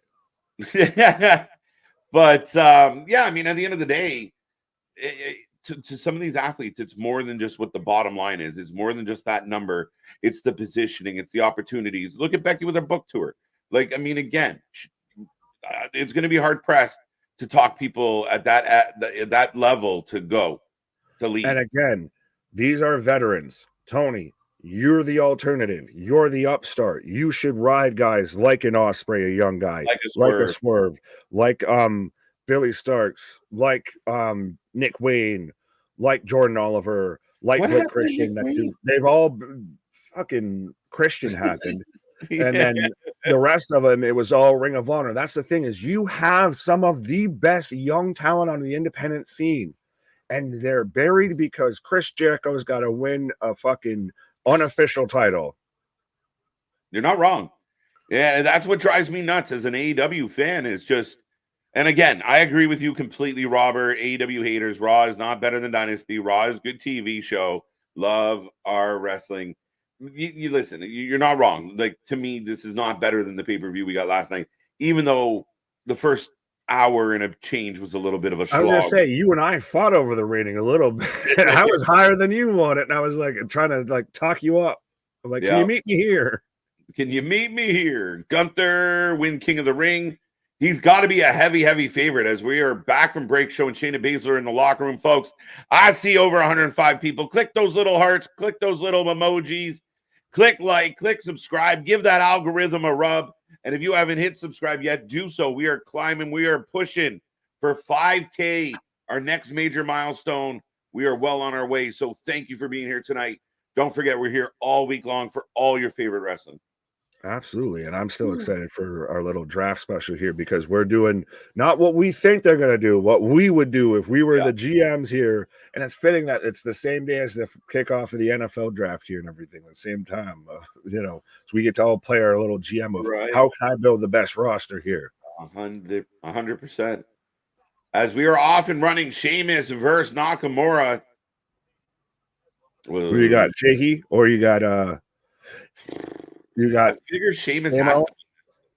Yeah, but does Drew cost Sheamus and Nakamura gets the win? I'll take that. I'll take that. You'll go that way. I'll go Sheamus gets one. Fair enough. Side note that I just thought of because I said Shaky is Christ, I can't even remember his name outside of Shaky. Shanky. Shaky. Yeah, is he still employed by WWE? He might have been released in the previous rounds, but I'm not Fair sure. enough. Jericho will elevate the FTW title. I love this comment. That is amazing. Remember when he elevated the Ring of Honor title so they could get a TV deal for Ring of Honor? He'll elevate it like Nikki Cross tried to elevate it when she was trying to toss it in a trash bin and still missed. That's where he'll can elevate that goddamn title. Yeah. Good point, Mr. Everything. Swerve isn't young. He's been around since Lucha days. Yeah, again, very experienced, but I think maybe in his prime might be better than young. Fair enough. Yeah. Well, I mean, watch him be like 28 or something. I think he's in his 30s.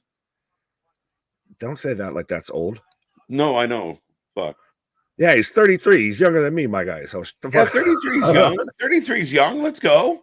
Right, exactly. You can have that. My God. Simmer down, Malik. If Trick loses, he must leave NXT. So this is an interesting angle. Tomorrow night we will be live for NXT, and not to jump over this match here between Sheamus and Nakamura. But yeah, if Trick loses, he's out. If Trick wins, he's the champion. A lot of people, speculating that that Ilya is about to be drafted. So, but if Ilya wins, would we assume Trick loses and gets drafted? No, Trick wins. Trick's got to have a run despite Dave Meltzer, because Dave Meltzer, in his opinions, Trick can actually wrestle. Go! Yes! Yeah. Sorry. Go! Jesus Christ, I will get in beats in the Bowery, and you're like, yes, this man's excited for getting slapped in the chest. Austin Matthews goes in on a breakaway, makes it 3-2 Toronto. Let's go. Don't worry. Game 7 is going to be the one that matters, because you're going to get there, and that's going to be the nut up or shut up moment. That's why Leafs in 6, because if they go 7, they're fucked.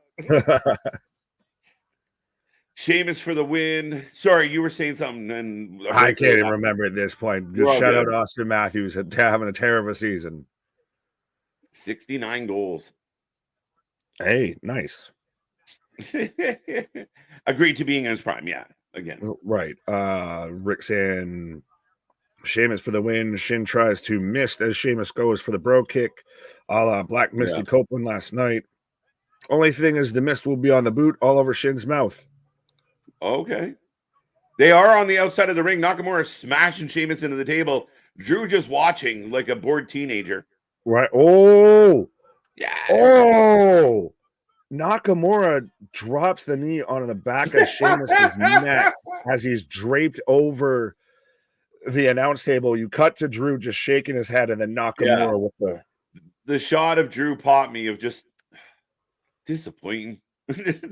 Is it interesting that in almost back-to-back segments-ish, I mean, I know we had the promo, but back-to-back action, we had two of like the kind of same guillotine-ish spots at least. This is being very nitpicky, I know, but just a question. I didn't even remember the last one, so we're good.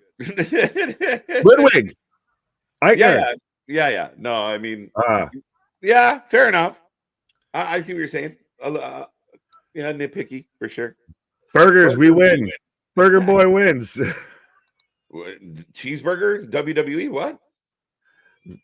Are you surprised he's not an AW or at least Ring of Honor? A little surprised because he is such a, such a gimmick heavy guy.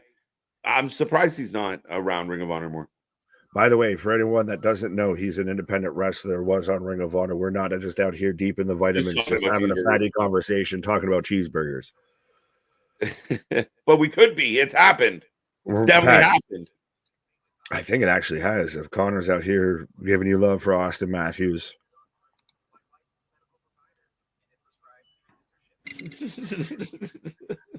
I'm just laughing at Christian in the chat, and I don't want to click on it because man's all just about libidos and everything. Man just found Bluetooth thanks to Conrad and just doesn't know what to do with himself now. He's just watching, shaking his fist. At least he's not shaking something else. No facts. Hamburger. Champions long. That's always been kind of the way it goes with wrestling, right? Because the heel champion causes the chase. Generally, the baby faces have a harder time staying on top longer. The chase always seems to be a bit more compelling than once you finally caught it. Yeah, we're gonna pause on the Samoan Watchman here. Do we almost need that on a t-shirt? I feel like we almost need that Big on man a t-shirt, but I think we might get instantly canceled with that t-shirt too at the same time.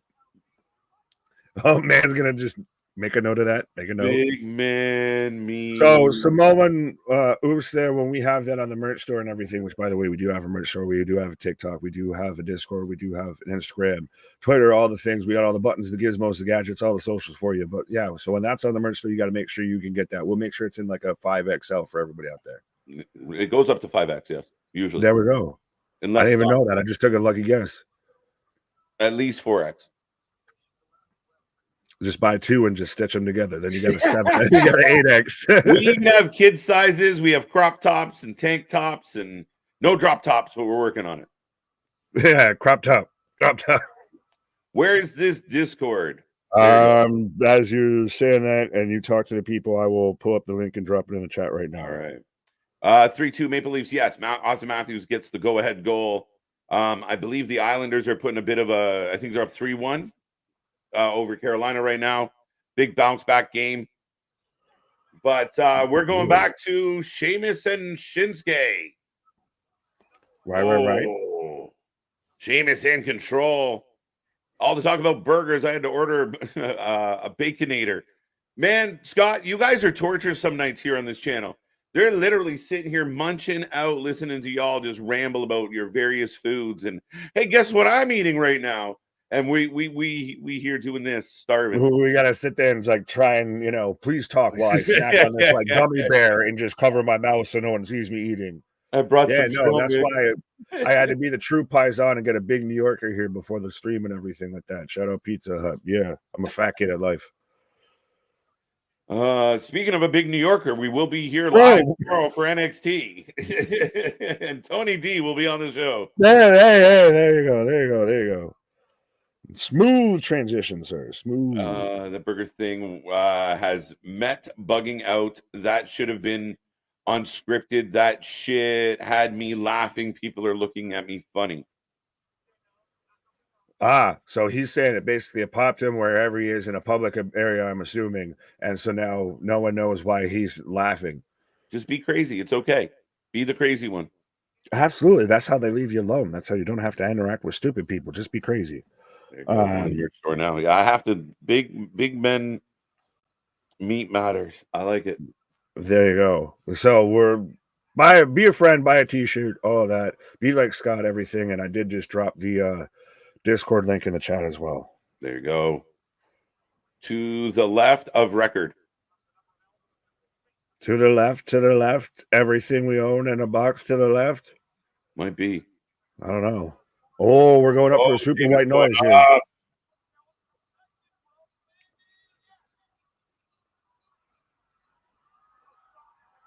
It's crazy though too a bit with super white noise with how pale Sheamus is. If every bruise just stands out instantly. Right, big kick out. Oh, I see, Paul. Gotcha. Bacon Club for life. Let's go, Knicks. You need a food sponsor. Yeah, we do. Like they shout out anybody listening that's working with any food producers. We would happily. I want one of those Billy Madison like lifetime Subway cards. Let's go. Absolutely, we'll do that, or even Blue Apron or any like that. Yeah. Get out. Hashtag not sponsored, by the way. There you go. And there's our Discord. Go check us out. Everywhere, folks. Instagram, TikTok, Twitter, or X. Oh, but Drew, all the other links and everything are in the description of the video and the channel. Facts. The Discord. As Drew kind of distracts Nakamura, Sheamus with a power slam. Distracts Nakamura? A little bit, yeah. Could this be of I'm trying to be your friend? He ropes him in of be my ally. Maybe. It'd be formidable. Right. My guy, that's what we need is that or DoorDash. When we're taking the pauses, we can sit there and just have it pulled up. Absolutely, my guy. One, two go. Wow, two. Shit. Yeah, Nakamura versus Takeshita, absolute Takeshita. Yeah. But I think Nakamura is just having too much fun getting a payday and being able to just surf and shit. right? And again, I think sometimes as fans, we really like, oh my God, he lost a match. They're ruined. No, they'll be back. They'll be booked again. I mean, there is to a point where you can bury somebody where there's no coming back, and we've seen it. But again, a guy like Nakamura, it's Nakamura. He'll be fine. Right. Big boo. Oh, goes for the Kinshasa, but he eats a bro kick. 1, 2, 3. That looked way better than last week where we had like the pump knee into the bro kick and everything. That was just straight out of nowhere. Yeah, the setup move was too similar to the finish. Yeah. They are hungry streamers working for a ham sandwich. Better be a good ham sandwich. Yeah, we're out here working for a hot dog and a handshake. So let's see if we can get out here to 100, people in the chat and everything with that and 5K subscribers. I tried. It's true. Fighting back, popping. But yeah, definitely what he said. There you go. I once had a burger at Carl's Jr. in Manhattan back in 2018. It was the day I went to the UEFA Champions League viewing Christian, party. are you fucking Ron Swanson of like you take a picture of yourself every time you have a cheeseburger, just like he took a picture of himself every time he had a steak? In my head, a lot of the messages are like, this one time at band camp, we had Carl's Jr. Just watch where you put the clarinet. Pause. That was a damn good match. Decent match. Solid match. I agree with you, Bash. I didn't dislike the match at all. Back and forth. Big win for Sheamus. Teasing something with Drew, which I like that we don't know what they're teasing. Right. And we're getting another replay of Gable and Sammy from last week here. That was a buying off. Oh, I like this stuff from Scott. Taco Bell sponsorship coming in with a complimentary dude wipe sponsorship. We need at least a dude wipes. After the WrestleMania stream, we need a dude wipe sponsorship. I kind of think we do. At least a Manscaped. Come on. Two bearded dudes. We need a Manscaped. Let's go. I'm already paying them enough money. They could help me out. Right. You're making hungry. Again, why say a lot words when short words do same? But yeah, we're going back to Sami Zayn. And one of my favorite parts about this, Nick, this man got yanked out of his wife's arms. Yanked. Of the most vicious times to be yanked, is when you're in your wife's loving arms. When you're in that warm embrace and then just get yanked. Just yanked. And again, they did a great job of one of those moments where we're like, show's over. Good night. Sayonara. See you later, everybody. And right at the last minute, there goes Sammy through the air. And then they ended on the shot of the hook around the top rope, ankle lock, and everything. Mm-hmm. And I think this builds up nicely for Backlash. And it doesn't mean Shorty G is going to win, but he could. Fuck, I forgot he was Shorty G. Well, I want to forget he was Shorty G. But we got Sammy backstage right now with Kathy Kelly.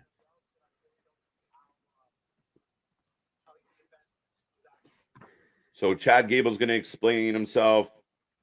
But Bronson Reed. When the fuck did Sammy become taller than Bronson? Sammy's tall and lanky. Bronson's not a tall guy. He's just... Why is he wearing pearls?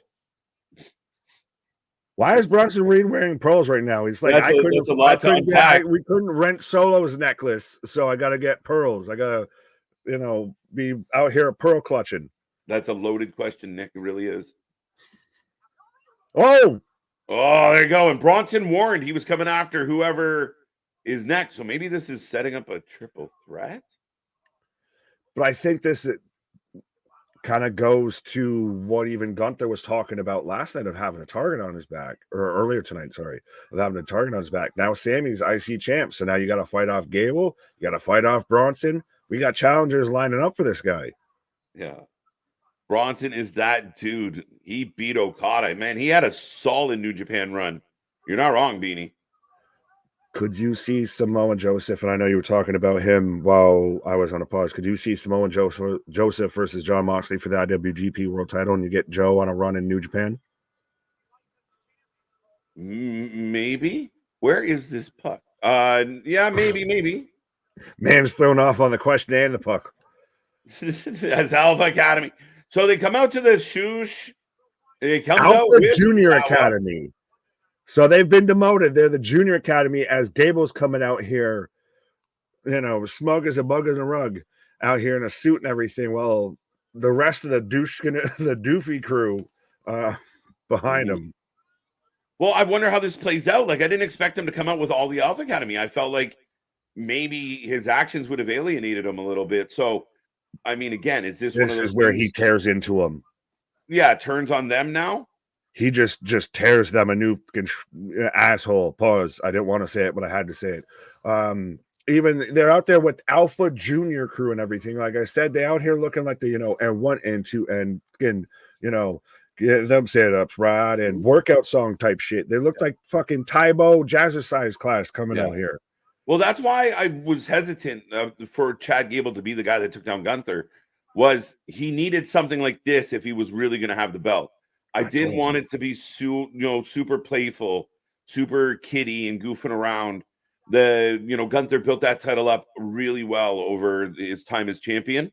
So this is better, much better. We'll see. This is what I had envisioned when I was saying Gable should have, you know, should have been the one to take down Gunther. This is what I had envisioned of maybe not a heel version of it, but at least this serious, this actual. I'm a former fucking Olympian. Otis, you're an idiot who does the worm and everything. Yeah. Or you're holding me back. You're holding me down. Zawa, you were a ninja before I found you. Oh, I think, though, this is to where we're going to see, especially in this new era, I don't think it's going to be that super just bland cookie cutter-ish heel promo. You're going to see him just really dig, and you're going to get some real heat here. I hope. Yeah. I hope. We'll see. We have burgers and hot dogs, and KJ has poutine. I also have burgers and hot dogs, which is the nice. Right. They're not U.S. exclusive. Yeah. Unless you're saying about like what you think of like Americana food is burgers and hot dogs, and you think of Canadian food, you think of poutine, but I don't know. Fair enough, but I had a killer poutine yesterday. You were putting on the Ritz, right? Wrapped in bacon. Anything wrapped in bacon is always good, bro. It's damn near 10 o'clock at night. It's, you know, grilling season, everything, and y'all killing us talking about hamburgers and hot dogs and, you know, wrapped in bacon and everything. That's definitely that was my night, was grilling up. We're fat kids on vitamins out here, so you're all just teasing us. You're putting a fucking ham hock in front of a shark out here. We doing for it. Just looking out for my Wrestling for Life fam, Scott says. What did Scott say? This could happen, though. Oh, I think that's 100%. They jump Alpha Academy? Signed, sealed, and delivered. They jump Alpha Academy? That's a penalty. At the buzzer. Who cares? Woo! I'm waiting for that to be your exact reaction when the Creeds jump the Alpha Academy. Right? At the buzzer. Who cares? That's a penalty. As the Toronto Maple Leafs even the series. Hey, I'll give him credit. I sat there and you said in 6, and I said, yeah, well, 6 don't count if you lose the first 2. Still does. See, that's like the whole cash-in thing. You get the whole runway. You can use it at the very end. You don't have to do it early. My guy, you know the history. Do you really think that you could be down like 3-1 and come back? 1-1. This was a huge win. As we're cutting to Charles Barkley, you dummy. You know, out here talking about even Chad Gable. So we've got, I know it's Pat, he's on Raw, he works for the company and everything like that, but we've got Charles Barkley out here, you knucklehead. Right. Talking about Chad Gable taking out Sami Zayn here. Yeah. Let's go, KJ Leafs, baby. Thank you, Connor. Toronto wins. Let's go. People are pumped. Let's fucking go. Yeah, they love that Toronto won, but if Boston won, they'd be in here talking all the shit. All the shit. As LA Edmonton coming up, game 1 for them tonight. Bro, they literally, Otis, Maxine, and Tozawa are all standing here like they're 3 kids in trouble right now. Yeah. When I go to Chicago one day, I will have a deep dish pizza Big fan of deep dish and chili dog instead of the ketchup. Christian, you kill me, man.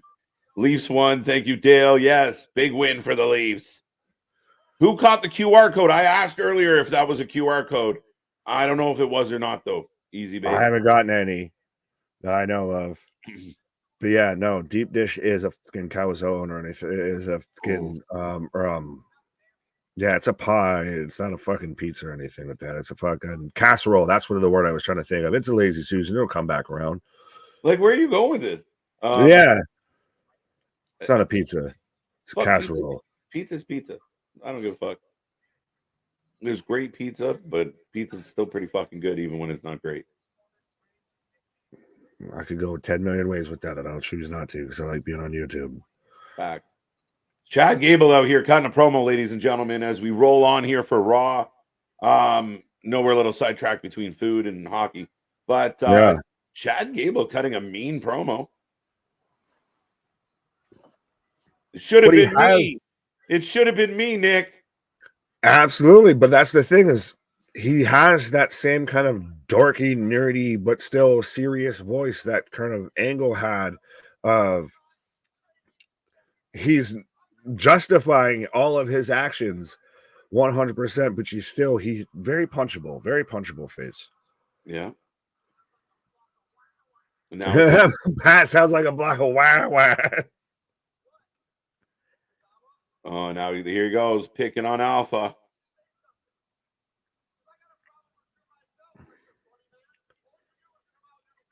See, this is where I said he's going to sit here and he's tearing into Zawa. Oh, so sad. Zawa's going to cry. Oh, no, you can't do this. You can't make fun of Maxine. The Twitter's going to lose their minds. They're going to melt down. You can't boo Maxine. Right. You can't say mean things about people who might deserve it. Yeah, this is where he explains her brother's a better wrestler. Oh, that's fucked.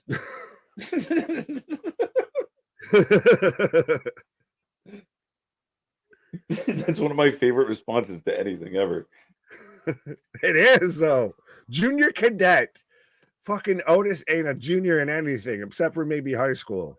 Right. With that IQ.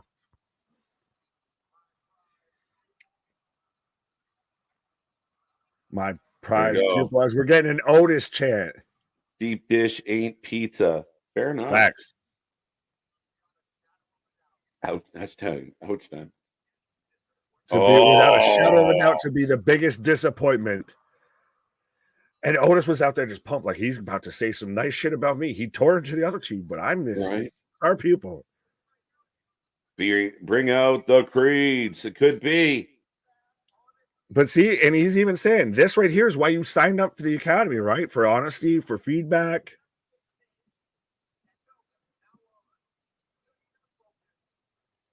From now on, we're going to focus on Gable. Bro, he's Ben Stiller in fucking dodgeball right now.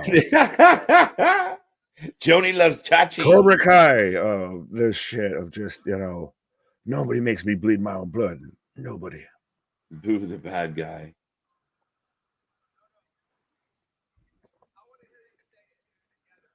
I want to hear you say it together. So basically, you guys are going to help me win the IC title no matter what. Can't Otis just bear hug this motherfucker? Facts. Honestly, you're like 4 times the size of this man. But I'm waiting for this is where you introduce the creeds and everything like that of, they're the new counselors and coaches at, fucking Turbo Time Academy here and everything. Right. Like Say it. No matter what. Pat McAfee disappointed. Dodgeball. Facts. This segment is getting along. Oh, good ending. Good ending. We're good. Yeah, you just got Otis to say it, and then we just walked off. Yeah, I thought everybody was going to have to say it, but good save.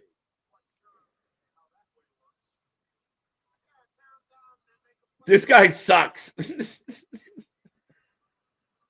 As we go back to Ricochet. So the Alpha Academy is still together. but they are in servitude to Chad Gable now. That's an aggressive way to put it, but yes, slightly accurate. I'm trying to sell it. Dom is faking his injury. Bache, that sounds reasonable. Like I said, it's a sympathy shoulder issue. Right, Mommy has a shoulder issue, so I have the opposite shoulder issue. Right. Okay, so QR code says you will bear witness, begin the endless crawl, type the number of sense organs, and you shall behold all. So there was a QR code when Chad was walking out.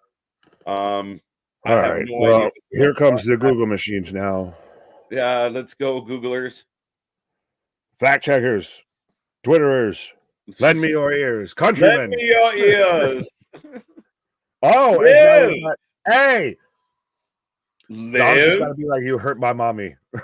Could it be like, I'm your mommy now? Am I going back down the road again? No. I'm your real mommy. Yes, so it is like, it's the fucking Oregon Trail, and it is even spelt out it is literally exactly that. QR code says you will bear witness, begin the endless crawl, type the number of sense organs, and you shall behold all. What are we supposed to make from that? I don't goddamn know. We had just melting black figure in, behind green screen background for the last one here. At this point now, are we starting to jump the shark of they're too out there to try and make heads or tails of it? Like, obviously what the end game is, but I'm saying as far as like, you had it to where with the White Rabbit stuff, you could search that 5 different ways and get 5 different outcomes that all tied into the White Rabbit in one way or another. You could make it make sense. I don't even know where to start looking after this. Oh, wait. Yeah. Remember who you are. Play pause. There's so much. All right. So, ladies and gentlemen. Mufasa showing his reflection to Simba? Yeah. Remember who you are, Simba. What's this? All right. So, we got like a home video Blair Witch thing going on. Wait, what? What? Was sound? The video from the QR code coming soon. You will bear witness, begin the endless crawl. By the way, I'm going to share this in the Discord for anyone because I don't know. Type the number of sense organs. Is that like 5 senses?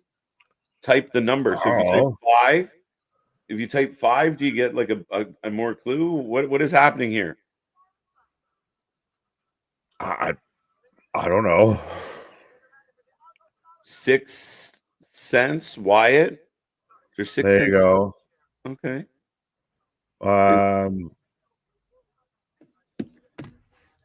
J-Boy's just out to fucking lunch. Yeah. Yeah. Do we get Alexa Bliss return tonight, KJ? And coming soon. How soon? The clue is coming soon, Nick. We're about to bear witness to a new champion. We're about to bear arms. You have the right to bear arms. Now, does that mean I can bear arms or I need bare arms? We have a better chance of having a bare arse. Straight Hank Hill. Yeah, so in addition to that weird quote, there's like a Blair Witchy cave. So that cave that everybody looked up last week. But like at the doorstep, they leave a note at the doorstep. New champion Maxine, let's go. Yeah, no. Heel Maxine, she cheats to win. But you were saying about with the video, they put a note and everything. So it goes staticky, and then you get like Blair Witchy style filming, and then it says coming soon, coming soon. It glitches some more, but then it shows this door, like it's, and they're leaving a note at the back door. I assume that's the back door. It could be a front door. No, it might be a front door. Then there's a bird, there's a cave, there's that symbol again, numbers and twitches, and then we're back to the mess youth. So again, the QR codes are running out there, and I know people, 5. Okay, there you go.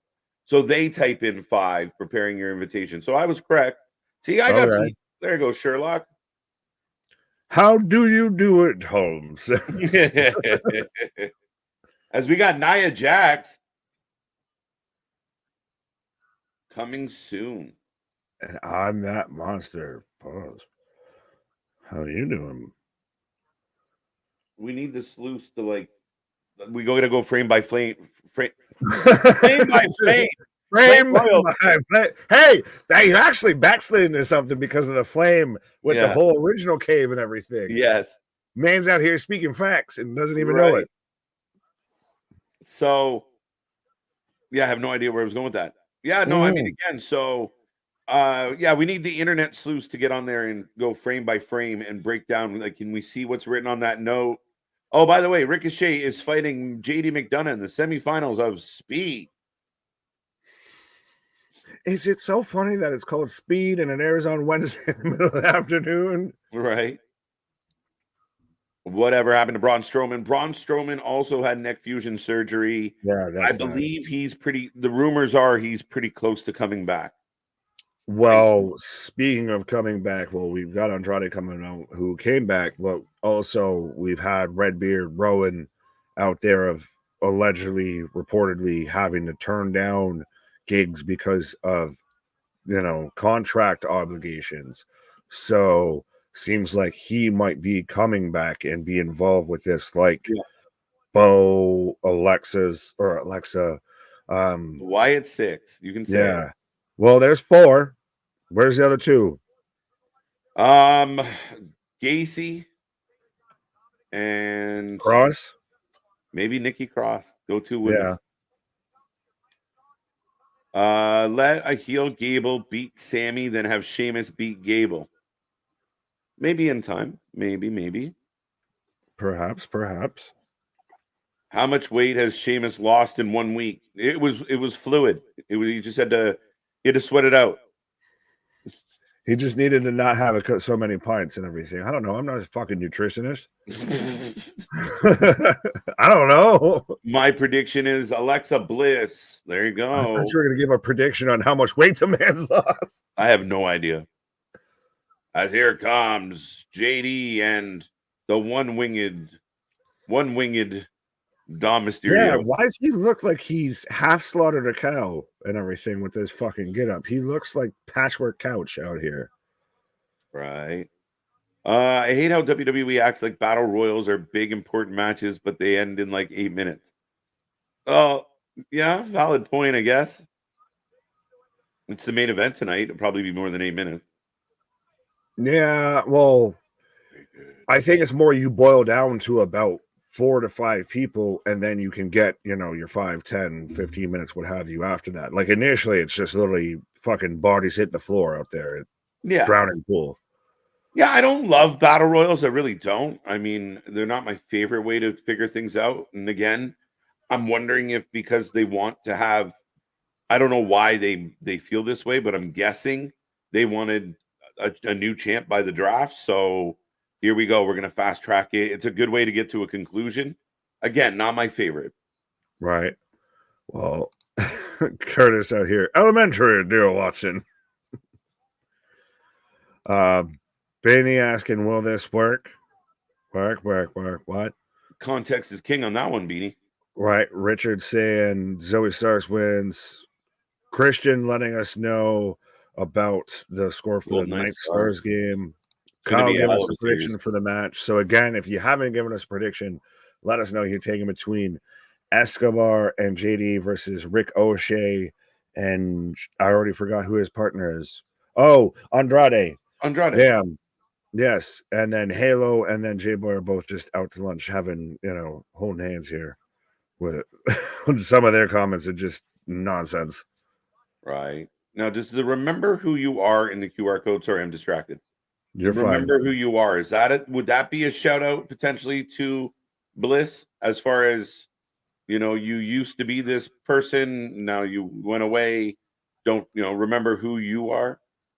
That's fine. Or that could be to Rowan. That could be to Braun. None of them are currently active. So that's the thing is I think if you wanted to go that route with it, it would have to be someone that's more active, I would feel, versus because any of them could return in that heel gimmick and kind of just go with it. Versus if you have to remember who you are, it's got to be more of your turning. Right.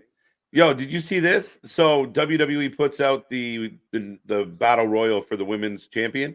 Mickey James retweeted it with "Be there soon." I told you that's why I said okay. it earlier, and you wanted to look at me sideways. And I sat there and said, "What about Mickey James?" Be trolling, but be there soon. Interesting. I hope so.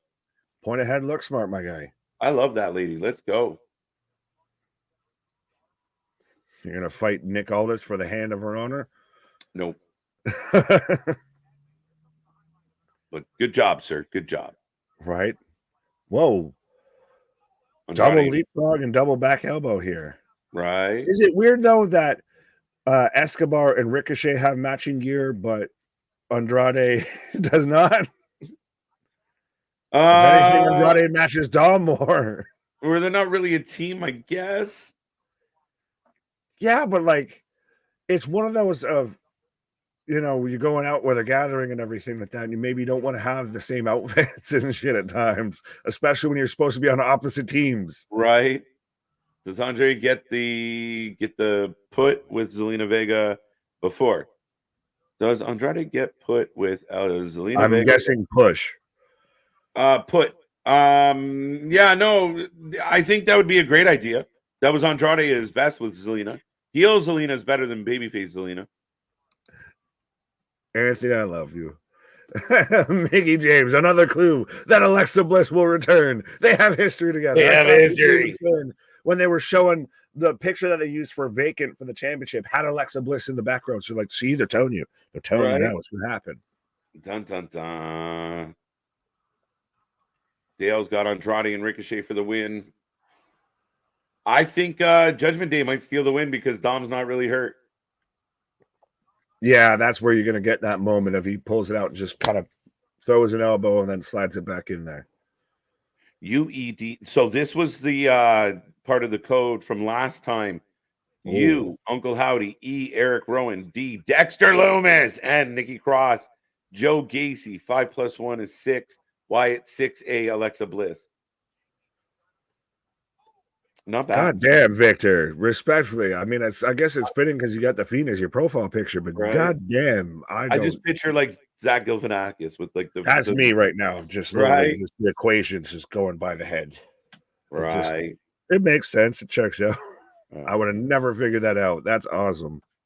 2-0 Vegas. Yeah, Vegas might win that series. Yeah, that could be. I have no reason to dispute that it all fits, but again, we could be just talking out of our ass. Hey, but that's the thing that makes this shit work, though, is when you get, like, think about it. Like I was saying with the White Rabbit, you'd have stuff that would take you to one location, and it also be another thing that takes it to a coordinate that's just a giant rabbit out in some field in, like, fucking Iceland and shit that just so happened to be there. And when it can make you go 10 different ways and get you lost in the whole fucking game of it, I love it. Absolutely, absolutely. I mean, when I first saw that code last week, it was like, New Jersey 51A, like, is it like what are we doing here? But hey, we'll find out. I like it. I like that he's got us guessing again as we go to a commercial break.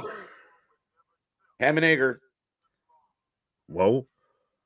Russo, Swerve, Rhea returns to win the belt. No, tonight, no. She wins that would be a Russo Swerve.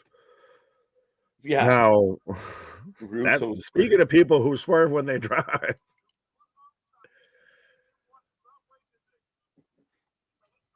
14, 13. Okay, cool. Christian Power, right. All right, folks. We are in a commercial break right now. We are rolling through. We're getting down into the nitty-gritty of the night. Get in that chat. Let us know how you're feeling. Let us know what's on your wrestling mind. And let us know how you're enjoying the show tonight. We got a little bit more to go. I'm curious to see how much time the Battle Royal gets. Will we get any surprises? Will there be any twists and turns? Stay tuned. Find out together. But let's get this back to triple digits. We're still hovering around that 90. But we thank everyone for being here. Be here tomorrow. Be here on Wednesday. Be here every day. We got so much coming your way, folks. Absolutely. Big things popping, little things stopping up to something. Season never sleeps. 100%, my guy. Damien saying I would pop if Alexa Bliss comes back tonight.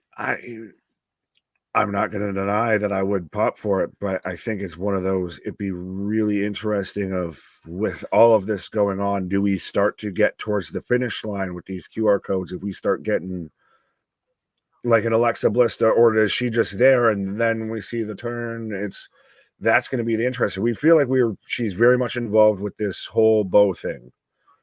Yeah, well, So again, we're speculating. We don't know. Like, it's really funny, fair enough.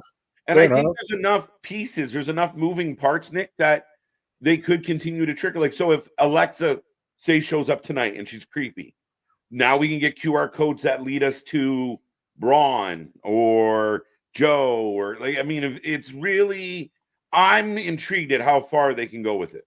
But that's also the half side question of that, of do they do it to where she instantly comes back and she's creepy or anything, or she comes back as Alexa Bliss and then starts to turn and everything.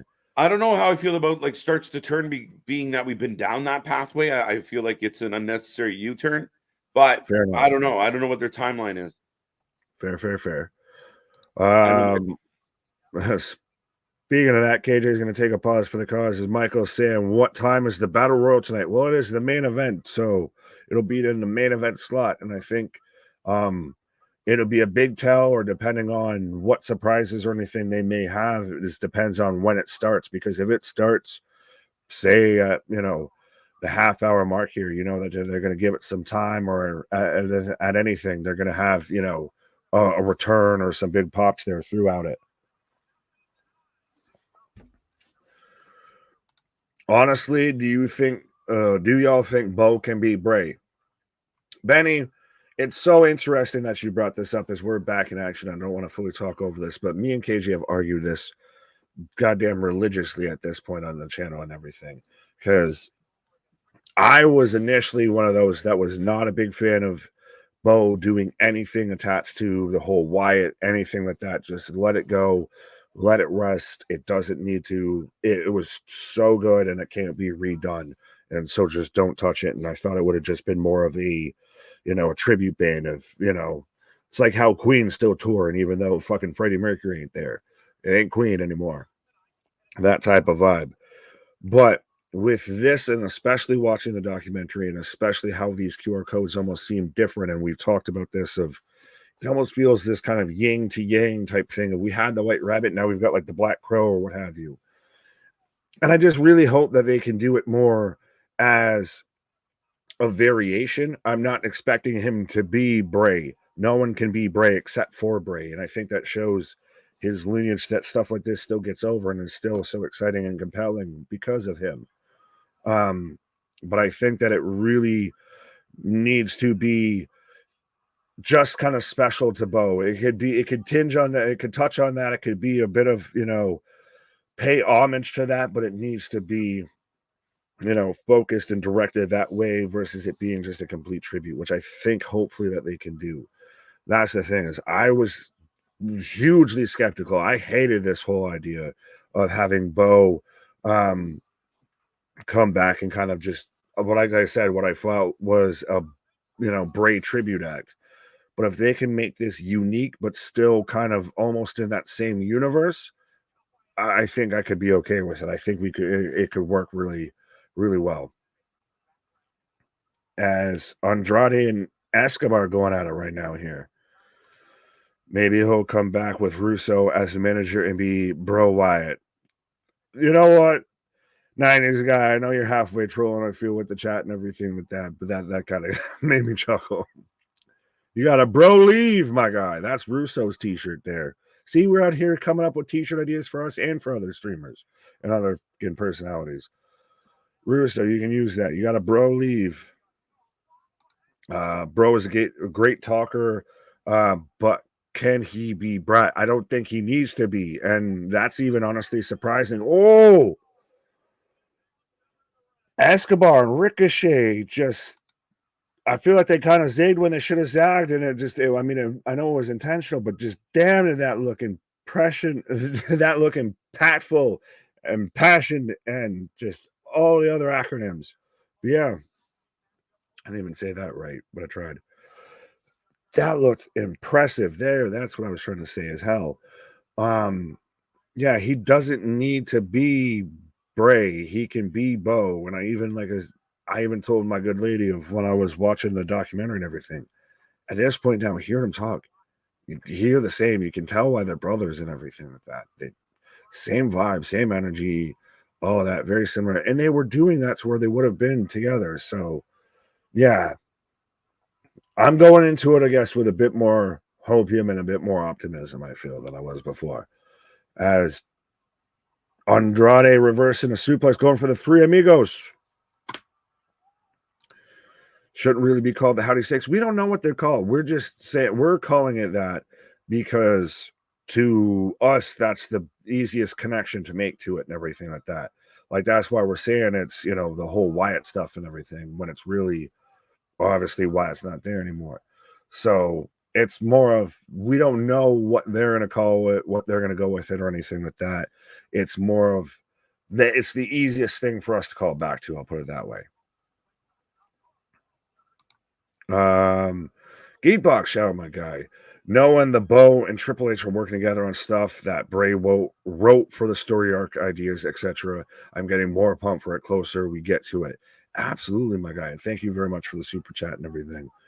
But yeah, there's a lot to be excited, and I always still, KJ's been all the way behind this, as I really like that kind of double underhook DDT into the kind of crossroadsy cutter there for Andrade, as Andrade picks up the 1-2-3, pinning JD. So Andrade and Ricochet get the 1-2-3 here. But yeah, there's still a lot in those chapters and everything to be fleshed out. As Damien shows up and takes out both Andrade and Ricochet. But you do got to tread lightly with that. I don't want to just do this and we're going to do everything that Bray was going to do, because I'm still worried that it becomes so much that everyone just wants it to be Bray. That is a worry, a slight bit. As Damon out here just laying everybody out. Hamburger, bacon, hot tea. Man's just out here speaking in riddles, apparently. That ending looks sloppy. I don't think so at all. Yeah, that finish was dope. Yeah, I liked Andrade's new finishing move. 100%. So, Damien out here saying, I don't need anybody. I thought he was out here kind of acting like he's, the one running Judgment Day out here, but he's saying, I don't need anybody. So this could very much be setting up to where he's breaking away and we get, the little trios of JD, Dom, and Finn here. Could we get a return of AJ Lee? I think so, if she ever wanted to do it, but I don't think tonight, if that's the ultimate question here.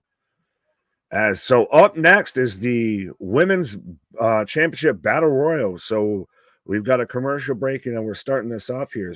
Ooh, Natty showing off the chesticles with the breasticles. But 100%, I think with them giving this about probably a half-hour time spot with maybe some run over, I would expect some big things and some big moments here through this Battle Royal here. It might feel rushed. It might feel last minute, everything like that. But there is, I think, going to be some really big moments and some big potential here. Hopefully. Pre-spitting facts, says Joe. What up, my guy? And I will take this as we are in commercial. I will remind everybody, we are the Wrestling for Life Network. We do this for anything and everything when it comes to pro wrestling. We were just here last night on a Sunday night. Thank you, Tony Khan, for all of us that work early on Monday mornings. Thank you for having a 5-hour plus pay-per-view on Sunday. But we were just here last night for Dynasty. I was a huge fan of it. Back at it tonight for Monday Night Raw. Tomorrow, Tuesday, NXT, night 1 of spring break, and Wednesday, Dynamite, the fallout from Dynasty. Thursday, we've got our draft special. You get to watch me, Anthony, and KJ go at it and each pick a brand and everything like that and see who can draft the best team and everything like that. Friday night, SmackDown. Saturday, probably Collision and everything. I keep always using the Tony Storm, names for him and everything, but we got Collision and probably this, that, and the third else. And 100%, we've still got couple of tricks up our sleeves and everything like that. So 100%, you want to make sure you click that like, share, and subscribe button, hit that bell notification because big things popping, no things stopping. Up to something season never sleeps, my guy.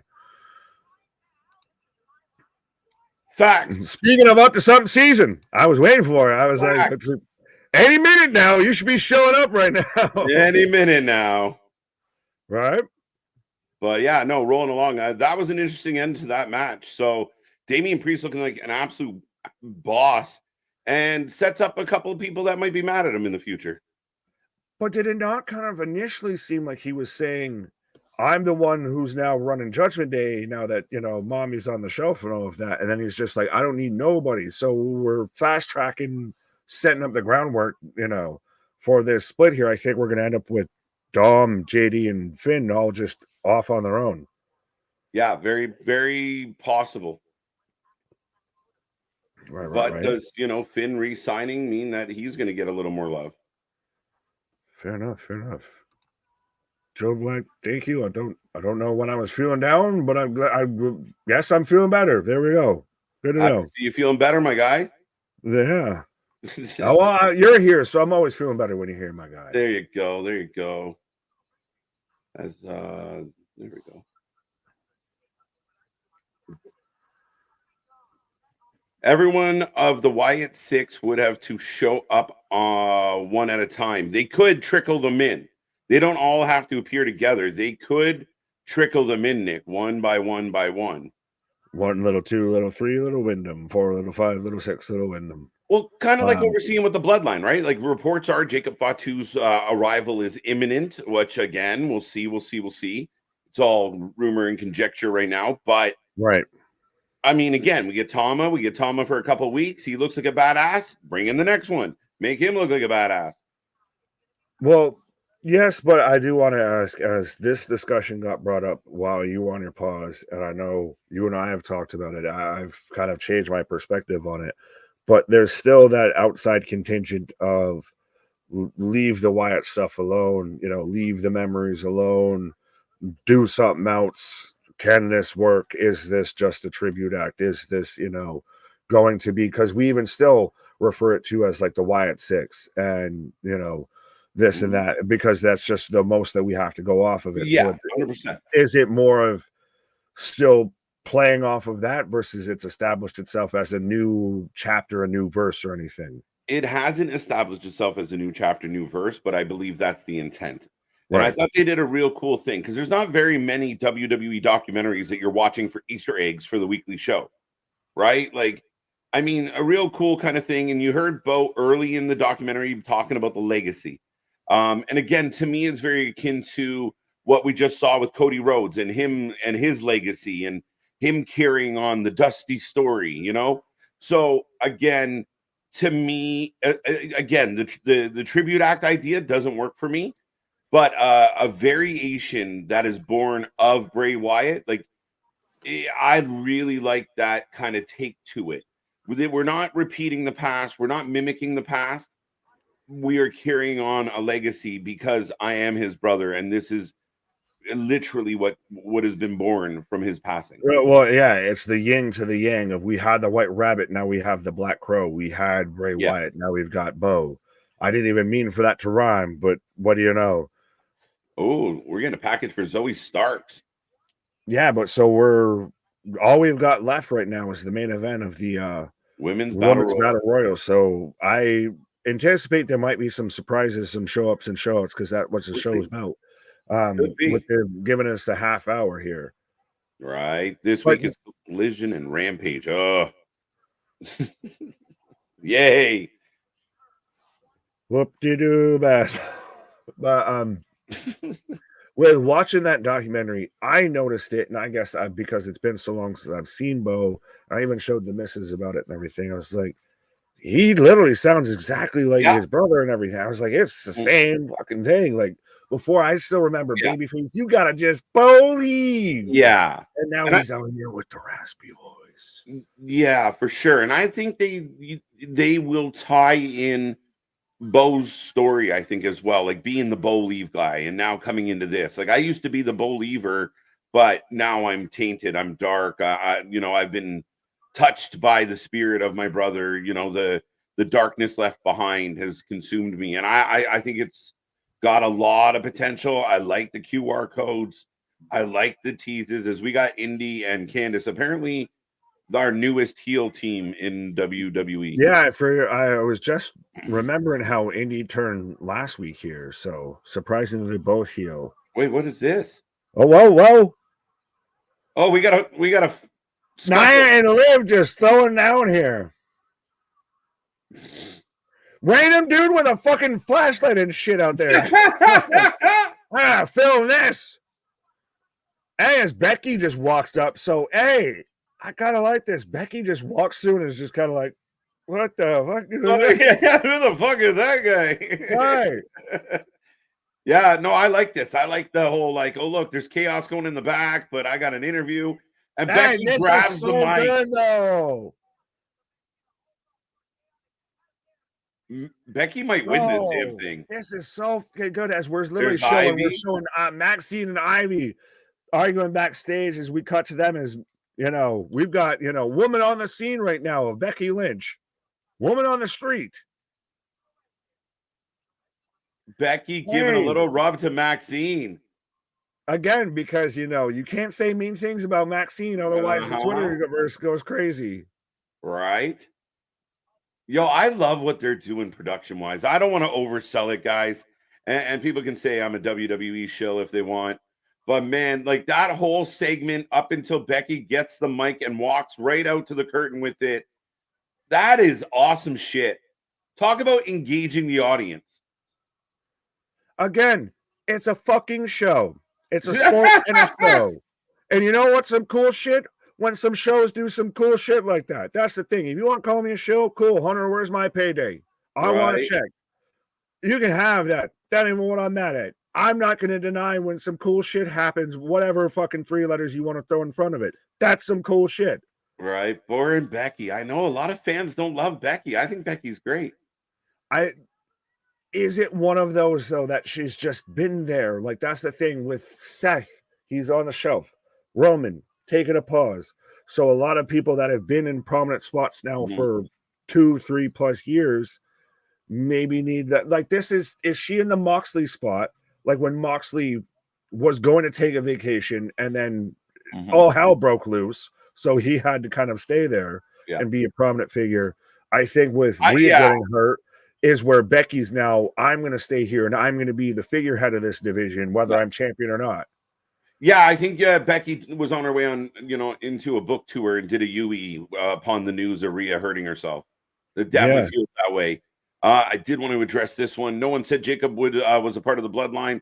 Fair enough, but let's be real. He's gonna. Well, I saw what was it? C Money when I can put that in the Discord. He's like Fatu for Chase U. I was like, no, my God. Fatu for Chase U. I want that on a shirt. Take note. Take note. Right. Who would have win? All right, ladies and gentlemen, who do you got in the main event? Who's winning this battle royal? Who is going to be your new women's champion? I'm very curious what everyone thinks. We got a Nia, we got a Liv, we got a Becky, we got a William Regal. Whoa. Right. Does he come out there and drag no Santina, no nothing like that? Right? No, right? Ariana? Becky for the win. Tough break for the Islanders. What happened to the Islanders? Things were going so well. They play on Long Island? That might be a problem. That's a tough break. Let's go. Do you kind of start to think Becky a little bit more if they gave her that prominent spot? I feel like, she's definitely going to be there at the end. I'll put it that way. Banks. No, not Banks. I was trying to think of any other wrestler that had the last name Banks, and I'm like, nope, striking out. Right. Santina. Alexa Bliss for the win if she returns. One time I picked Alexa Bliss to win a Royal Rumble that she wasn't in, so I don't think I can do it tonight. Yeah, that's the danger. That's the gamble of picking a TBD. Right. You don't know if that TBD is who you think they be. Islanders lost. Islanders shit the sheets. All right. They were up 3-0, I think. Liv, watch her. Well, don't worry. I will.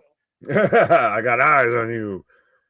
But no, I really liked, just on the last thing, I really liked that whole segment of, you started off of, we're interviewing Candice in Indy, and then instantly Jackie Redmond's got a cut because all hell is breaking loose, as you've got Pierce and, this and that trying to break up Nia and Liv going at it. That cuts through to where Becky just takes it and walks through it. You got Ivy and Maxine going through it. You've got a nice little thread that pulls all the way through into this match here. Yeah, I thought, again, really well done. We saw what they did with Sammy last week. Really kind of cool, neat little touches. Tonight's main event has another very similar, unique kind of start to it all. And again, I love the idea that, we always see these fixed sets, these, spots where everyone's hanging out, nothing's going on. So to see the place kind of look like shit's really happening in other places outside of just where you're standing, I love it. It just adds to the whole vibe of everything. Yeah, facts. Literally, Christ, playing somebody was asking me on one of your pauses and everything like that about playing 2K24 and everything like that. But it's even going back to like the Attitude Era. Wrestling was never just, the camera frame wasn't the only time that, like, that's the only thing that's anything happening. There was other shit going on around that. And that's 100% what we're actually seeing with this. And we're seeing the camera follow everything that's going on. It feels like an actual living environment versus just end scene. Cut. Yeah. All right, on to the next one. 100%. And again, walking out with Becky selling you on the fight. If you're live, I'm sure, again, only adding to the in-ring, the fan experience, where you got to go to a show now. It's really cool. Shit's happening everywhere. The audience is involved almost all night long. Shit, Jay had to shove that fan out of the way on last one. You get do you see people like, would you have done that? I'm like, motherfucker knew what was happening and he walked across traffic. Like, come on, cut through the guy that was standing next to Seth like this the whole time. Yeah, like, of course, yeah, absolutely, pie face.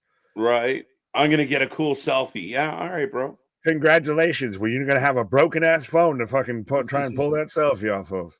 Live for the win. Live. So yeah, the draft.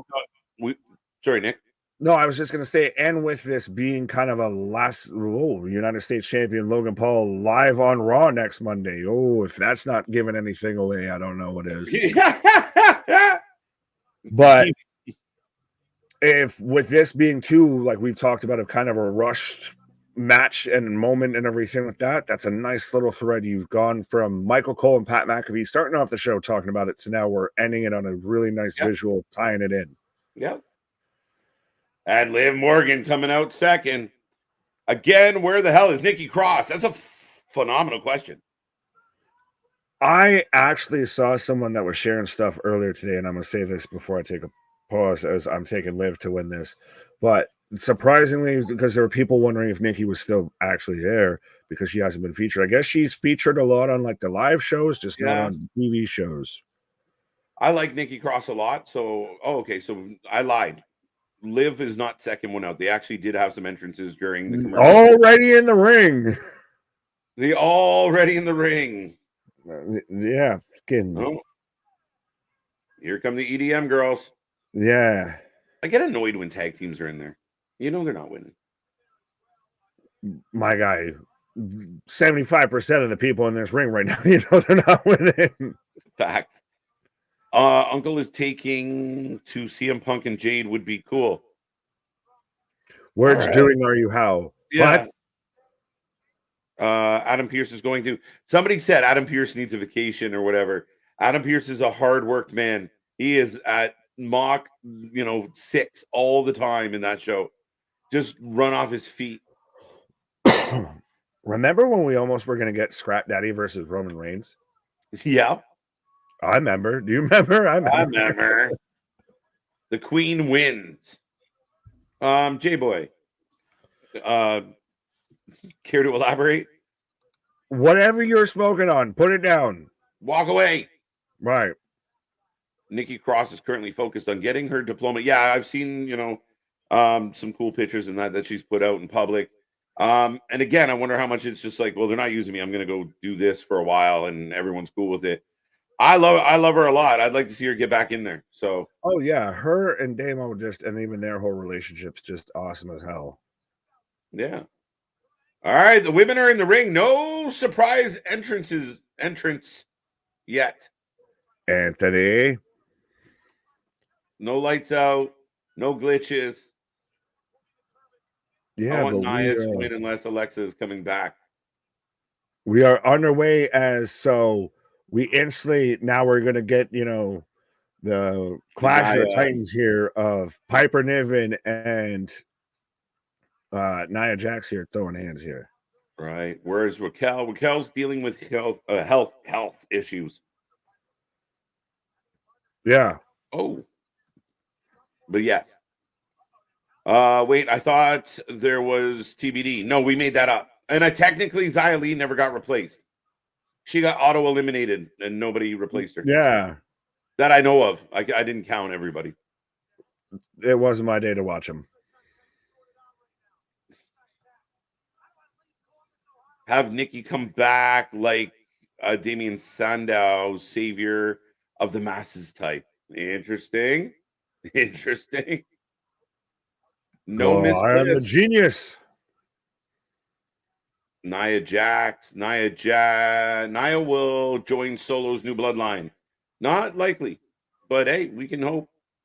Right, and I think I might go see if I can get in line to audition for that here. There you go, big meaty women slapping meat. There you Pause go. Nick on that. As we're rolling through the main event, ladies and gentlemen, Becky has Shayna on the apron right now. We got all the women in the ring, I think. Nia needs new attire. Look is old and outdated. Listen, Ivan, remember when she used to wear like the shoulder pads? I feel like she stopped doing that, and that's an improvement by my standards. Natty for the win. Shayna would be a great champ. Would like to see that possibly. I'm a big fan of Shayna Baszler. I would love for her to get some more TV time. Oh, there goes Candy. Maxine getting rid of Candice. Oh, the blood feud continues. Andy laying out Maxine for her effort, though. Woo! But yeah, Shayna, I'm all for it. And there goes Indy. Anybody but Nias' chair. He not feeling it at all. And there's 2-0 Edmonton Oilers. Candice and Indy getting eliminated. Yeah, as we go back to commercial break, ladies and gentlemen, we are rolling through the main event. We're going to find out who's going to be your next women's champion. Remember, Friday, we will be here live for the WWE draft. It's going to be a fun night. We'll see who goes where, what happens, what changes, what surprises. But we're also here all week long. So make sure you get in that chat.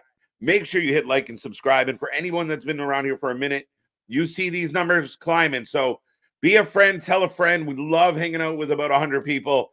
5 away from triple digits right now. But it's going to be a fun week here on the channel. We got more coming your way. We're sitting down with George Iceman from TNA.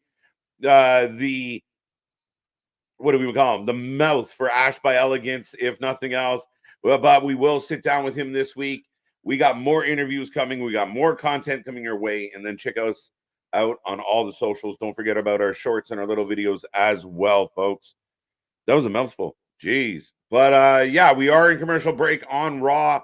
Not bad. I mean, you know what? Overall, I would say that WWE Raw has kind of gone by pretty quick tonight. 3-hour show. We know it can be a bit of a long haul at times. Not a bad show. Nothing crazy happens, as we said earlier. Feels like a little bit of a softball show where we're just trying to get through tonight because the big story is Friday and next Monday with the draft. Not a bad show though. Built up some stuff. I didn't mind what we got with Gunther. Obviously, if you don't know, Eichner, I guess, is no longer a part of Imperium, as gets taken out by Ludwig earlier tonight. But a lot to figure out. And the big question right now is, who is the next women's champion? Are we surprised that there's been no surprise? Rest in peace, Baldy. 100% MDB. But yeah, no surprises. Again, that's just us. The personal concierge. That's a nice way to put it. There you go. The personal concierge. We'll have to talk all about it this week as Ash by Elegance is heading into a match with Xia Brookside this week. There you go. Another one. Concierge. Mouthpiece. Absolute. The heater. The straw that stirs the drink. All of the above. Edmonton 2, LA 0, Fax Curtis. MD, good pairing. Maxine will eliminate Becky Lynch. I don't see that happening. Tamina, where's Tamina been? We haven't seen Tamina in quite a while. Iceman is a manager and a valet and a quality second who really at the top of his game now. I'm excited for the interview. C Money, could not agree more. Could not have said it better myself. 100%. We are looking forward to that interview. And we got other interviews coming up like I mentioned, plus all your live streams, plus more coverage. Tamina retired. Did she? I completely missed the announcement. There you go. There you go. Did she officially retire? Shout out to Tamina. Alexa Bliss not showing up has ruined Raw for me. You got to lower those expectations, my friend. Tamina, all elite. Let's go. But we are back to the Battle Royal. Oh. Katana Chance rolling around. Gets monkey flipped into the corner. And the other side. We are off and rolling. Yes, there you go. I missed it. Or don't remember it. That's more likely.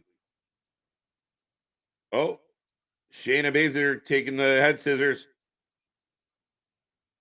So the EDM twins are on fire right now. Zoe on the apron, battling back. There you go. She wins. Let's go. Da Vinci was always the OG Imperium member since NXT. Vince didn't want him, but Triple H brought him back. Now he's gone again. Again, I don't know what the story is going to be. We'll see. Maybe Vinci joins Tony D in NXT. Maybe they have a new member in mind for the Imperium. Yeah, I'm not that broken up about it. I mean, it was a nicely done. And Vinci had kind of been the odd man out for quite a while, guys. So doesn't shock me.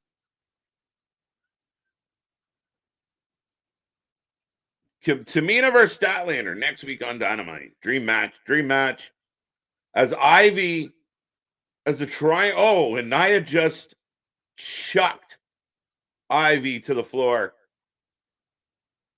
Still 15 plus minutes to go. Something else has to happen. We'll see, Scott. I don't want to foo-foo it, but we could just have a really long battle royal. As Maxine running her mouth to Nia. And that didn't go so well.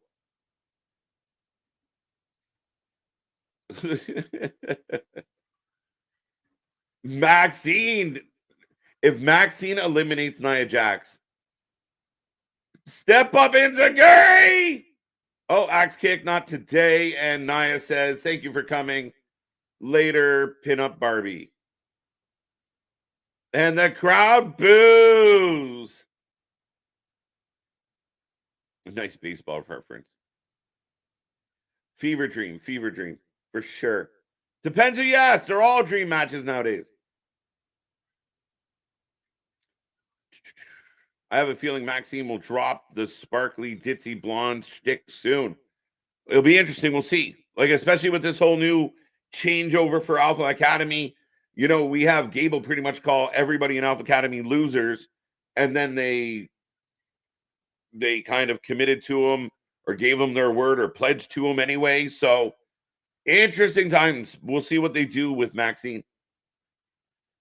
But Becky, oh, wow. Smashing Piper in the face, and there she goes.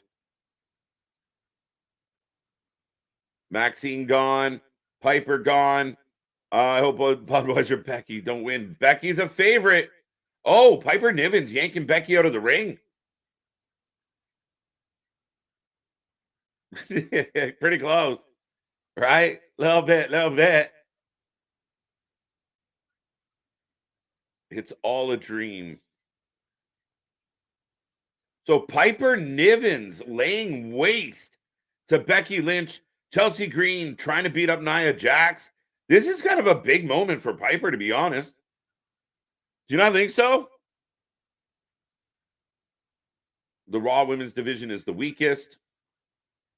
It's got its highs and lows. You got to remember they had Rhea, so real high for that. But Rhea, Liv, Becky, yeah, I mean, I don't mind it. I think I like SmackDown a little better. You're not wrong, Marvin. Shout out, Brahma B. Thank you, sir. We appreciate it as Piper trying to yank. All right, now Piper got Nia. Becky got smooshed. She about to, yes. Otis should headbutt Chad Gable and kick him out of the academy. Oh, poor Becky, and the table didn't even give. No give from the table tonight.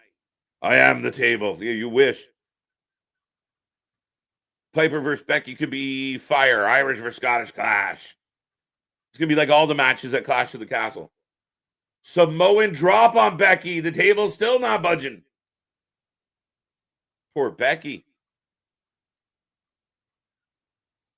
Oh, Chelsea got chucked out, but nobody saw.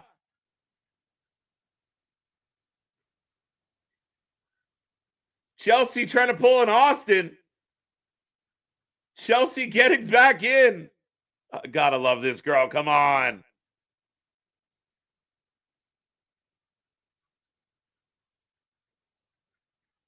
That's not a choke slam. She pushed her. All right, we go back into commercial break, folks. I imagine this is going to be maybe one of the last ones. We might sneak one more in. But the Battle Royal continues. Nia Jax has been pulled out of the ring, but not eliminated. Becky Lynch has been pulled out of the ring, not eliminated. Nivens and Nia squashed Becky twice on the table. Table did not break, has not been eliminated. We got a lot going on still. Chelsea got eliminated, but got back in before anybody noticed.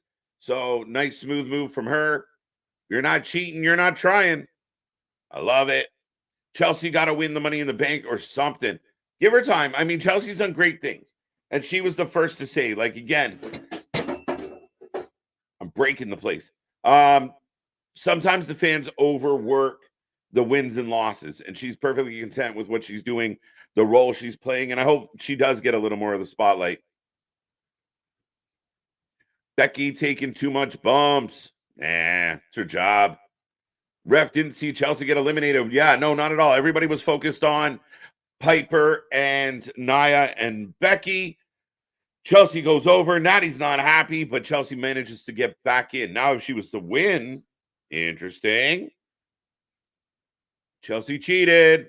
I'm pissed. I want big Beyonce to win. Chelsea has the best character in the women's division. Chelsea's been absolutely great. At this point, she's a veteran. She understands her role. She works well. She's great as a personality. She just knows who she is, and she's confident, and it comes through. I think there's a lot you can do with Chelsea Green. Nia Jax went back in the ring. There we go. Nia returns.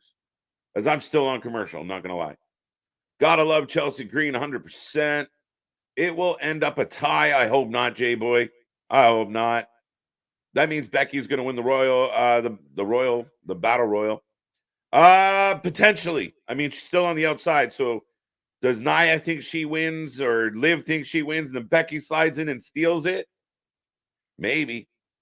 Chelsea's going to win on accident. I'd be okay with that, Polo. I'd take that. I'd take that all day long. Announce table 4 for the win. Yeah, I'm with you. Ain't taking no shit tonight. Chelsea is fine as long as no one leave her the altar and she goes into a bender. Yeah, fair enough. Becky goes to eliminate Nia and then the lights go out. Both Becky and Moi outside the ring, and Alexa is alone in the ring with a female fiend mask. And new. See, I'd take that.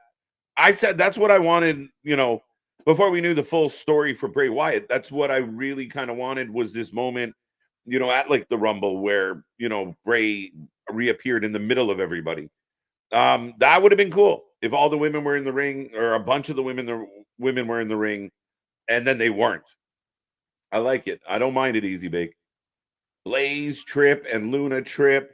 Seems like WWE is trying to get the table receipt just right. Yeah, no shit. I mean, let's be real. That table took a couple hefty bumps. Oh, during the commercial break, they got it right. Becky taking another bump. Mercedes Moné has a title shot. The AW rankings don't matter. Fact. We talked about this a lot last night, Chris. It really kind of makes you scratch your head. You bring back the ranking system and you make a big deal about it, and then it goes away because it didn't suit your current storytelling. Then you bring it back, then it's gone again. If Mercedes can just call her shot, and I didn't like the fact that Mercedes pretty much called her shot prior to the match and kind of foreshadowed who was going to win.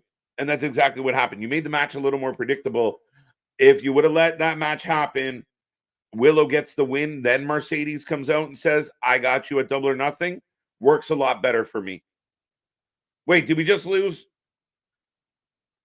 So we got Liv, Nia, Zoe, Shayna, and Becky, I'm guessing. Big kick by Zoe. Nia and Piper would make a good team. A very dangerous tag team. Yeah, not bad. Not bad show. They could be very dominant. You're not wrong. As Shayna's got the choke. Zoe with super kick as they're trying to neutralize Nia Jax. Ain't working, though. Not going so well. Zoe on the apron. Zoe off the apron. Goodbye, Zoe. So this is going to come down to Nia, Liv, and Becky. As Shayna's still battling away. Sorry, but Shayna's going to go now. Could come down to Becky, Nia, Liv. I agree. Liv win with a cheap shot. Interesting. And we're down to 2 in the ring and 1 on the floor. Oh, here comes Becky. She's alive. I feel like Becky might win this, guys. Is anyone else out there thinking Becky might win this? Maxine Dupree stole bro. The only thing annoying about Chelsea Green is whining. Yeah, it's perfect. She's great. And horribly annoying, but wonderful at it.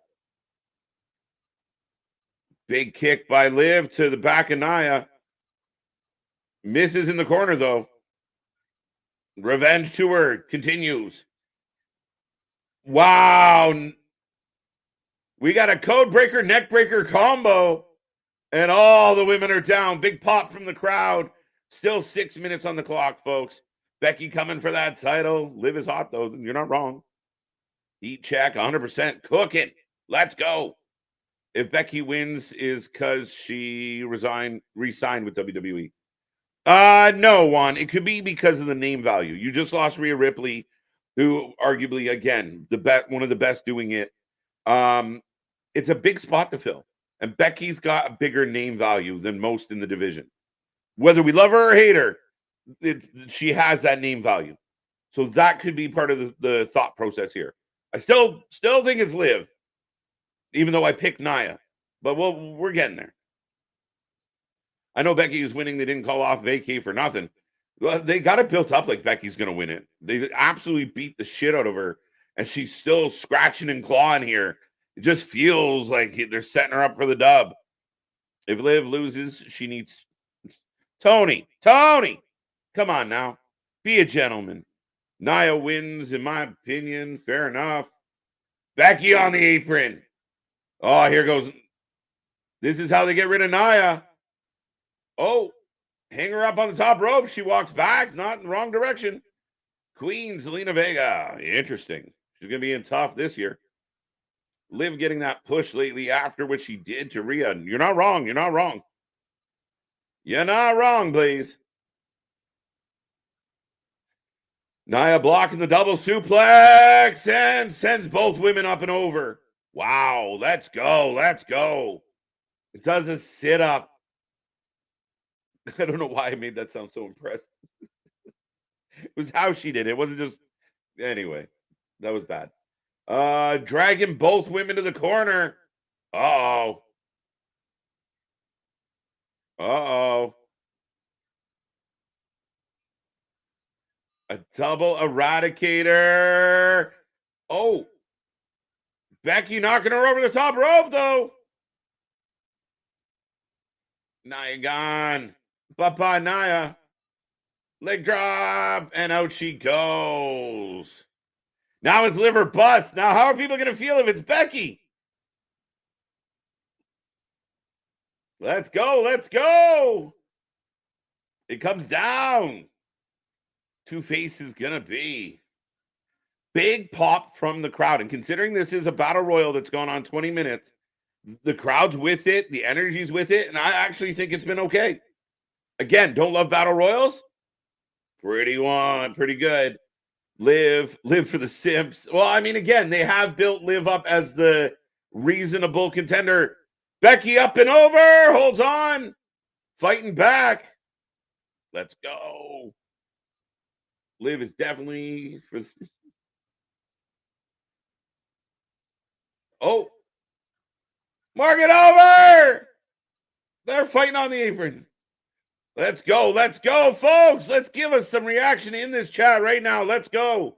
We got over 100 people hanging out. Love seeing it. Both women on the apron. Alexa, please save us. You're our only hope. There you go. Do you believe in miracles? Liv blocks. Liv blocks again. Oh, Becky going for the suplex. I'm so tired of Becky. I'm just tired. I don't disagree with you. Becky could take a break, but I think she's just here to get people over. Uh-oh. Uh-oh. Uh-oh. Uh-oh. Oh! And new Becky Lynch with the W, ladies and gentlemen. Your new women's champion. Who called that? Holy shit. Told you. Paul called it. Big win for Becky. We thought she was going on vacation. Manhandle slam on the apron. Down goes Liv. And we have a new world champion. There you go. Not a fan. Why? Why not? Just because you didn't get what you wanted? Becky winning. Nothing wrong with Becky winning. Dale called it. I like it. Big W. They definitely built it up like she was going to win it. Let's be real. And now you set up Liv versus Becky at Backlash. Vitamins time. All right, ladies and gentlemen, I believe we're going to wrap up. Now, we'll wait and see if there's anything else. But we only got about a minute left on the clock, so I don't imagine much. But we are in the replay. If you're just tuning in, sick of her and her lame gimmick. Well, she's your champ, buddy. Thumbs down. They screwed Liv. Liv will be okay. The Simps will not give up on Liv just because of tonight. Cry me a river. I will take your rating out of 10 on Raw as well as we go off the air. Don't be shy. Get in that chat. Give me a number out of 10. How did you feel about the show? What did you like? What didn't you like? And listen, just because you didn't get the winner you wanted doesn't mean you can give the show a shit rating. I like it because I didn't expect it. And I'm okay. If you set up Liv versus Becky, I'm okay with that. Becky going out through the crowd. How do you pay off Liv Rhea? Liv beats Becky for the belt. And then Rhea shows up, knocks on the door. Plus, I do think there's a possibility that you don't need that belt. If Rhea shows up, her and Liv can fight. No problem. On Rhea's march back to the belt. So, we don't know. And give it time. But I have no problem with Becky being the new champion. Again, I know some people are going to boo-hoo. Oh, what'd they do to Liv? Liv just got kicked out of a battle royal. She'll be fine. And if she's challenging for this belt, even better. Have her win it one-on-one. Have her go over Becky, one of the best. Well, we are in the crowd still. Becky with her hands in the air. Liv is crying because she's a badass. WrestleMania doesn't mean anything anymore if you can lose the chip and still win the title. No,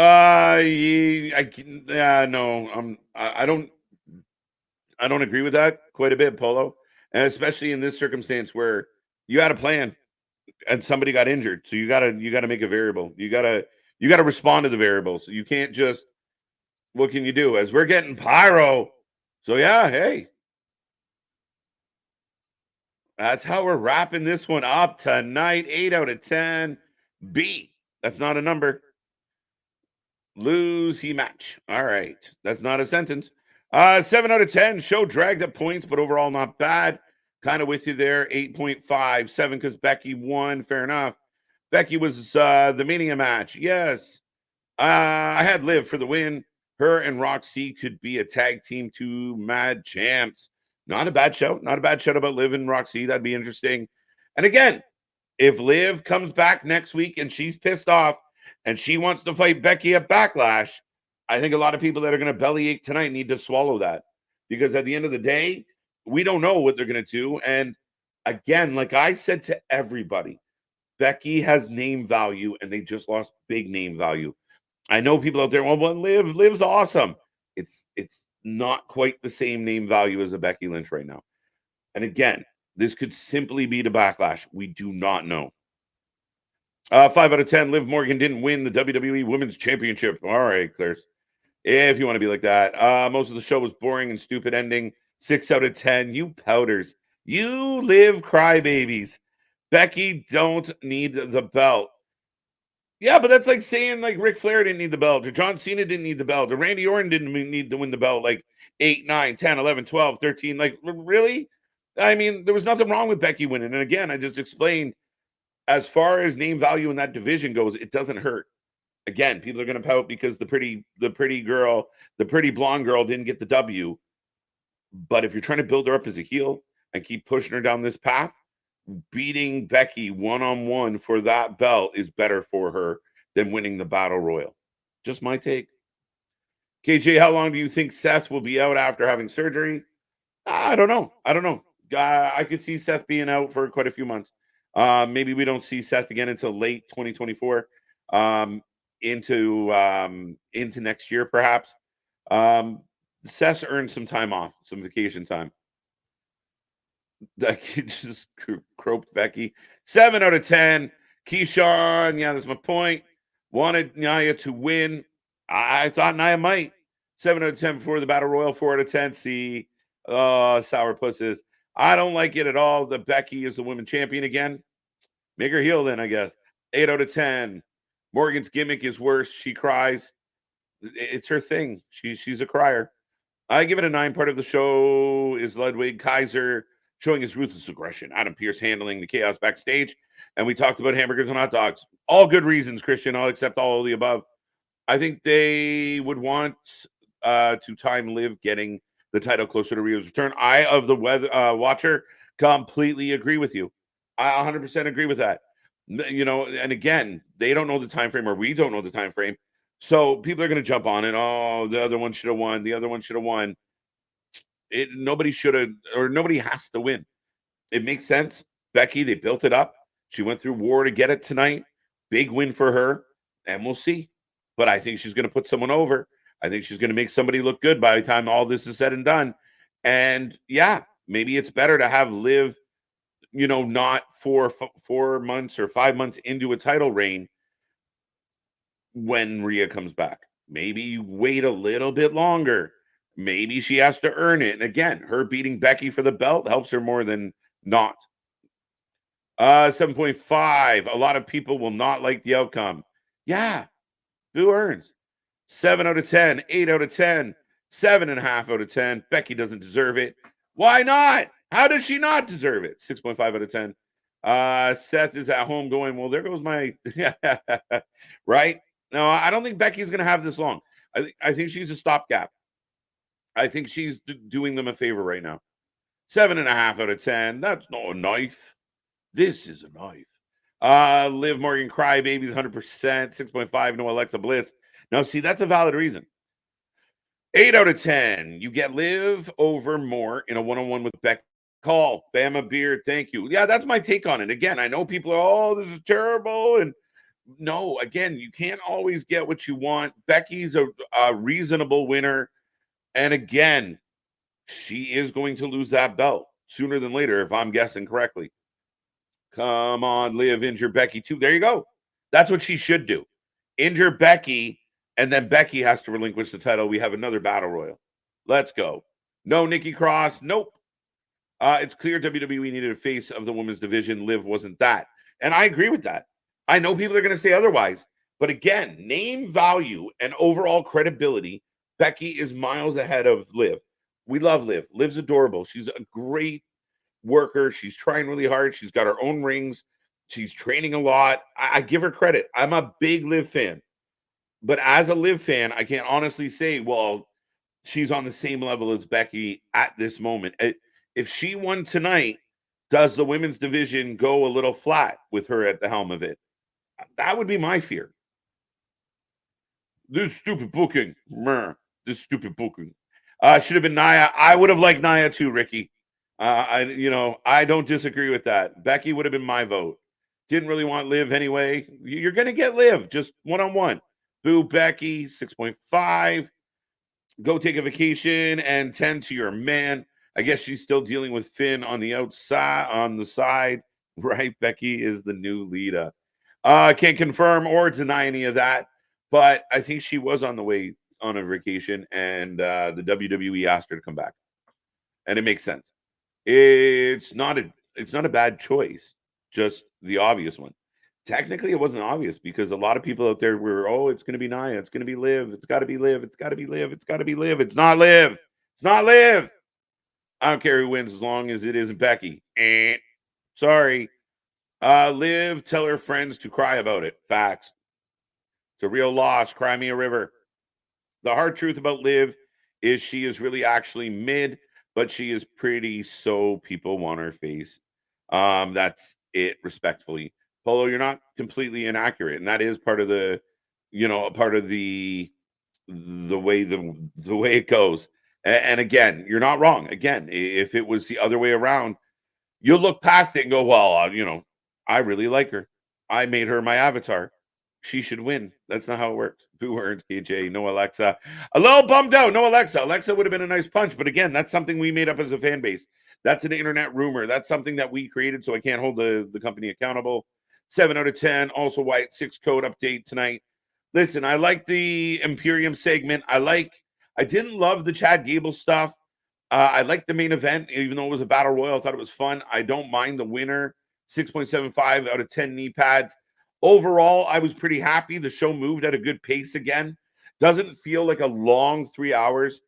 Even though the Damian J promo didn't really float my boat, the Sheamus Drew promo didn't really float my boat. I do think overall this was a bit of a mailed-in episode. Yeah, they moved some needles and some uptick in a couple angles, but everything's being reserved. We got the draft on Friday. We got the draft on Monday. We will find out then, and then we'll dig back into where we're going from here.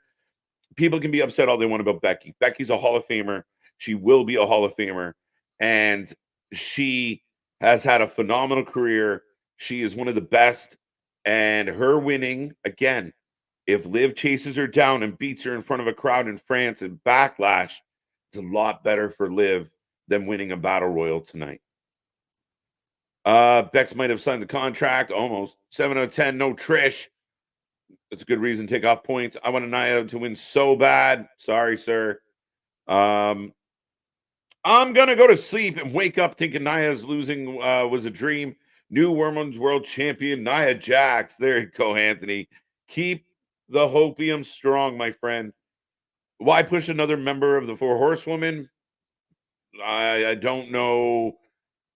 Yeah, that almost feels rhetorical. Again, you're always going to have those Four Horsewomen circling around the top of the division, just the way they are. And they're the flag bearers. We see the new generation coming in, but those are your flag bearers, and it's all the way to it. Bailey, Charlotte, Becky. I mean, the other one left.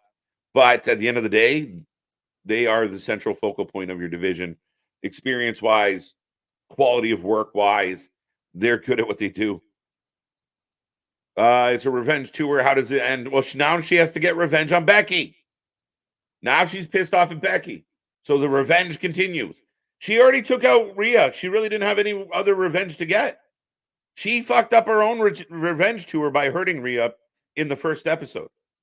So now she has a reason to get revenge. So could we say there will be backlash for Becky winning the title tonight? Dun, dun, dun. Yeah, maybe. I hated Dom's new mustache. Facts, point off. I'm going to give the show a 7 tonight. There were some lulls. Again, a bit of a softball show. I could go 7.5, but I'll go 7.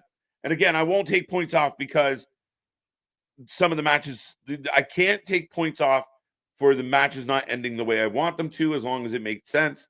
Tonight made sense, even if other people could have won. But that's what you're supposed to do. When somebody wins, you all debate why the person that didn't win, and who would be better, and blah, blah, blah, blah, blah. It's perfect. Everybody's talking. I like it. When Bex and Liv were on apron, was perfect time for Alexa to push both. You're not wrong, but no Alexa. They're making you wait. Again, I know as a fan base in 2024, we are not the most patient group of folks, but give it time. Again, I would have loved for Alexa to pop up here. But again, her popping up and winning the belt, does that play into the story they're trying to tell? I don't know if it does. So hang tight. All right, ladies and gentlemen, I'm going to say last call. I'm going to click through some of these last few ones here, and we are going to head to bed for the night. I get it. Becky is a face of the company, but why not make somebody else the face of the company?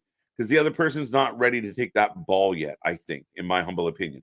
Again, it's only a month away when you change your mind on this, but I do see the build. Now you can continue the build of Liv. You can continue the revenge tour, can now restart. Like I said, she now has a reason to get revenge on Becky. Her whole revenge tour was supposed to be Rhea Ripley, but she took her out. So technically, the revenge tour is over. Revenge tour back on. Let's go. Storytelling, folks. Let's be good with it.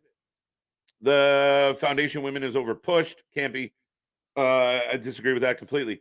They are the best at what they do. Like people saying Charlotte Flair's over pushed. She's just talented. That's the way it is. And again, I know some people don't love Becky. Becky's a hell of a wrestler. Becky Lynch and Trish Dress are tied for most women's world championships now. There you go. There you go. Sheamus took that cheeseburger insult from Drew pretty well. Thought he was going to punch him out of his kilt. He should have. It's hilarious, though. Something we can all agree on. At least it wasn't Ronda Rousey. Facts, MDB. 100%. The Ryback of women's wrestling.